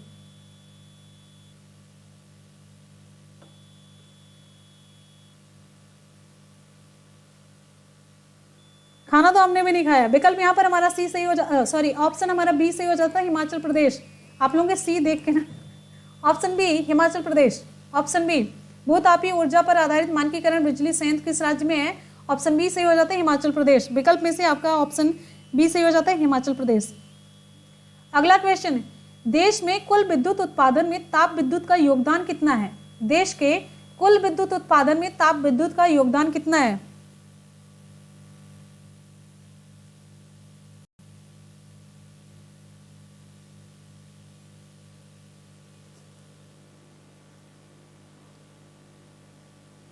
ऑप्शन यहां पर हमारा सही हो जाता है, ऑप्शन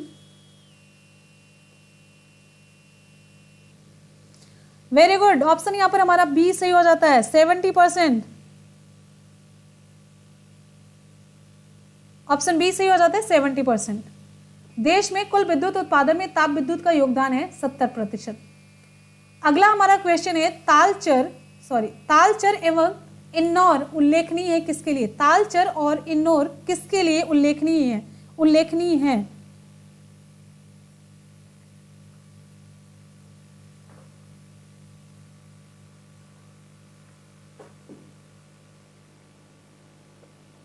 विकल्प कौन सा सही होगा? वेरी गुड, ऑप्शन यहां पर हमारा सही हो जाता है, कौन सा? तालचर और इन्नौर। विकल्प आपका यहां पर डी सही हो जाता है, तापीय शक्ति संयंत्रों के लिए, तापीय शक्ति संयंत्रों के लिए। तालचर और इन्नौर किसके लिए उल्लेखनीय है? तापीय शक्ति संयंत्रों के लिए। ठीक, हमारा अगला क्वेश्चन है भारत में कुल उत्पादित विद्युत में परमाणु शक्ति का भाग कितना है?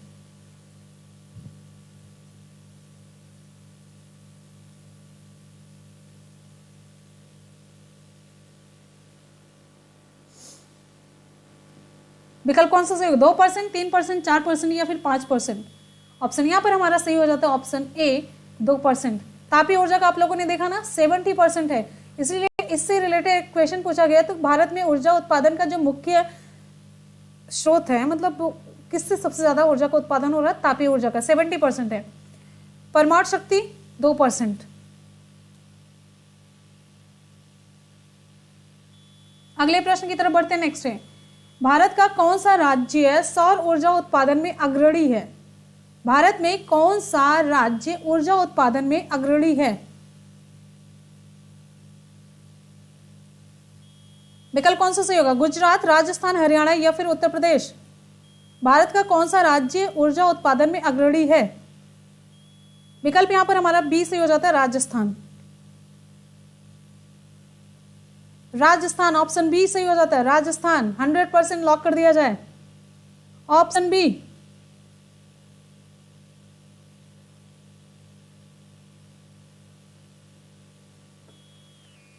अगला है हिमाचल प्रदेश में मणिकर्ण में गर्म झरनों की जो प्राकृतिक ऊर्जा, मतलब प्राकृतिक ऊर्जा का स्रोत क्या है?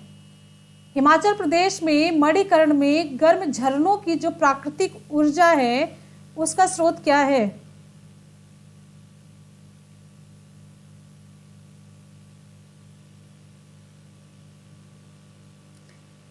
भूतापीय ऊर्जा, बायोमास ऊर्जा, ताप ऊर्जा या फिर जल ऊर्जा? विकल्प कौन सा सही होगा? ऑप्शन यहां पर हमारा सही हो जाता है ऑप्शन ए भूतापीय ऊर्जा।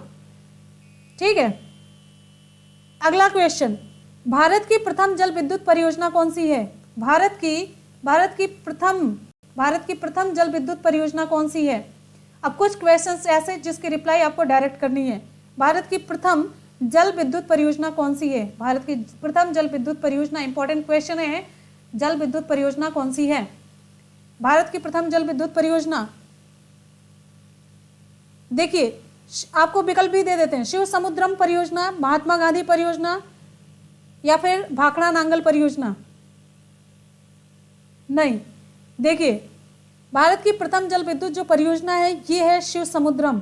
कौन सी है? शिव समुद्रम परियोजना है। और यहाँ पर एक इंपॉर्टेंट क्वेश्चन और तैयार हो जाता है आपका, किस नदी पर है ये? कावेरी नदी पर है। किस नदी पर है? कावेरी नदी पर है। शिव समुद्रम कावेरी नदी पर। चलिए यहीं से एक क्वेश्चन और आपका हम पूछ लेते हैं। अभी हमने विकल्प में दिया था महात्मा गांधी जल विद्युत परियोजना कहां पर स्थित है? महात्मा गांधी जल विद्युत परियोजना स्थित है कहां पर? महात्मा गांधी जल विद्युत परियोजना स्थित है कहां पर? किस राज्य में? पहले तो ये बताइए, कर्नाटक, केरल, उत्तर प्रदेश या फिर महाराष्ट्र? चलिए, महात्मा गांधी जो जल विद्युत परियोजना है ये कर्नाटक राज्य में है। ये कर्नाटक राज्य में है। किस नदी पर है? शरावती नदी पर है। किस नदी पर है? शरावती नदी पर है। इंपॉर्टेंट क्वेश्चन है, तभी सारे बता रहे हैं। दे देंगे करंट की, हाँ करंट की पीडीएफ देंगे भाई, देंगे। थोड़ा सा डालते हैं, अच्छा डालते हैं।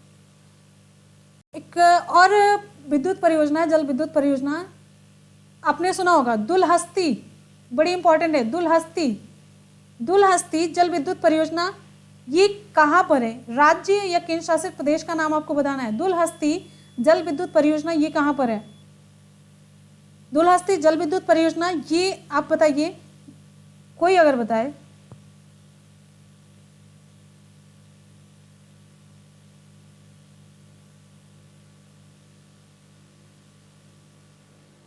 Very good, very good, Shukla MS, Jammu Kashmir, very good, Jammu Kashmir में दुलहस्ती परियोजना ये है जम्मू कश्मीर, जम्मू कश्मीर में। और ये बताइए किस नदी पर है? जम्मू कश्मीर में चिनाब नदी पर है। ये जितना मैंने ये 3 क्वेश्चन बताया ना, जितना मैंने करवाया उससे भी ज्यादा ये सारे इंपॉर्टेंट है। भारत की प्रथम जल विद्युत परियोजना मैंने आपको कराया, भारत की प्रथम जल विद्युत परियोजना है शिव समुद्रम परियोजना। किस नदी पर है? कावेरी नदी पर। फिर यहाँ पर हमने दूसरा क्वेश्चन आपको पूछा और यहाँ पर साथ साथ में बताया जो महात्मा गांधी जल विद्युत परियोजना ये किस राज्य में है? तो कर्नाटक राज्य में है। नदी पर कौन सी है? कौन सी नदी पर है? शरावती नदी पर है। फिर तीसरा हमने बताया दुलहस्ती जल विद्युत परियोजना ये किस राज्य केंद्र शासित प्रदेश में मैंने पूछा, तो ये जम्मू कश्मीर में। किस नदी पर? चिनाब नदी में। क्लियर हो गया? यहाँ पर 3, 1 मिनट, यहाँ पर 6 क्वेश्चन आपके तैयार होते हैं। 6 क्वेश्चन साथ साथ में, ये देखिए ये 3 हो गए, साथ साथ में किस नदी पर। ठीक, चलिए अगला क्वेश्चन पूछते हैं। आप लोग तैयार हैं या फिर सोना चाह रहे हैं? भारत में आज तक, अभी रुको, अभी बताते हैं, ब्लॉक करते हैं अभी तुम्हें, सो लेना, खुल कायदे से सोना। फिर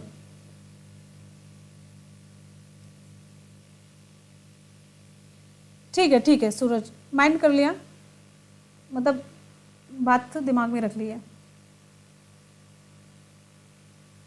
क्वेश्चन अगला है, ठीक है, अगर आप लोग रेडी हैं तो फिर आगे चलते हैं।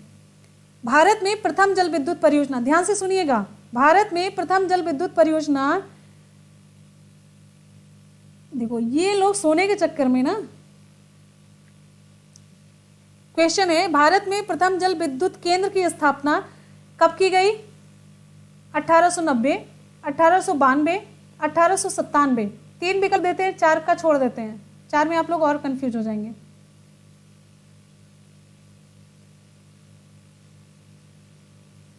आंख दिखाओ, अभी हम बताते हैं, आंख वाँख से नहीं डरते हैं, पढ़ो कायदे से।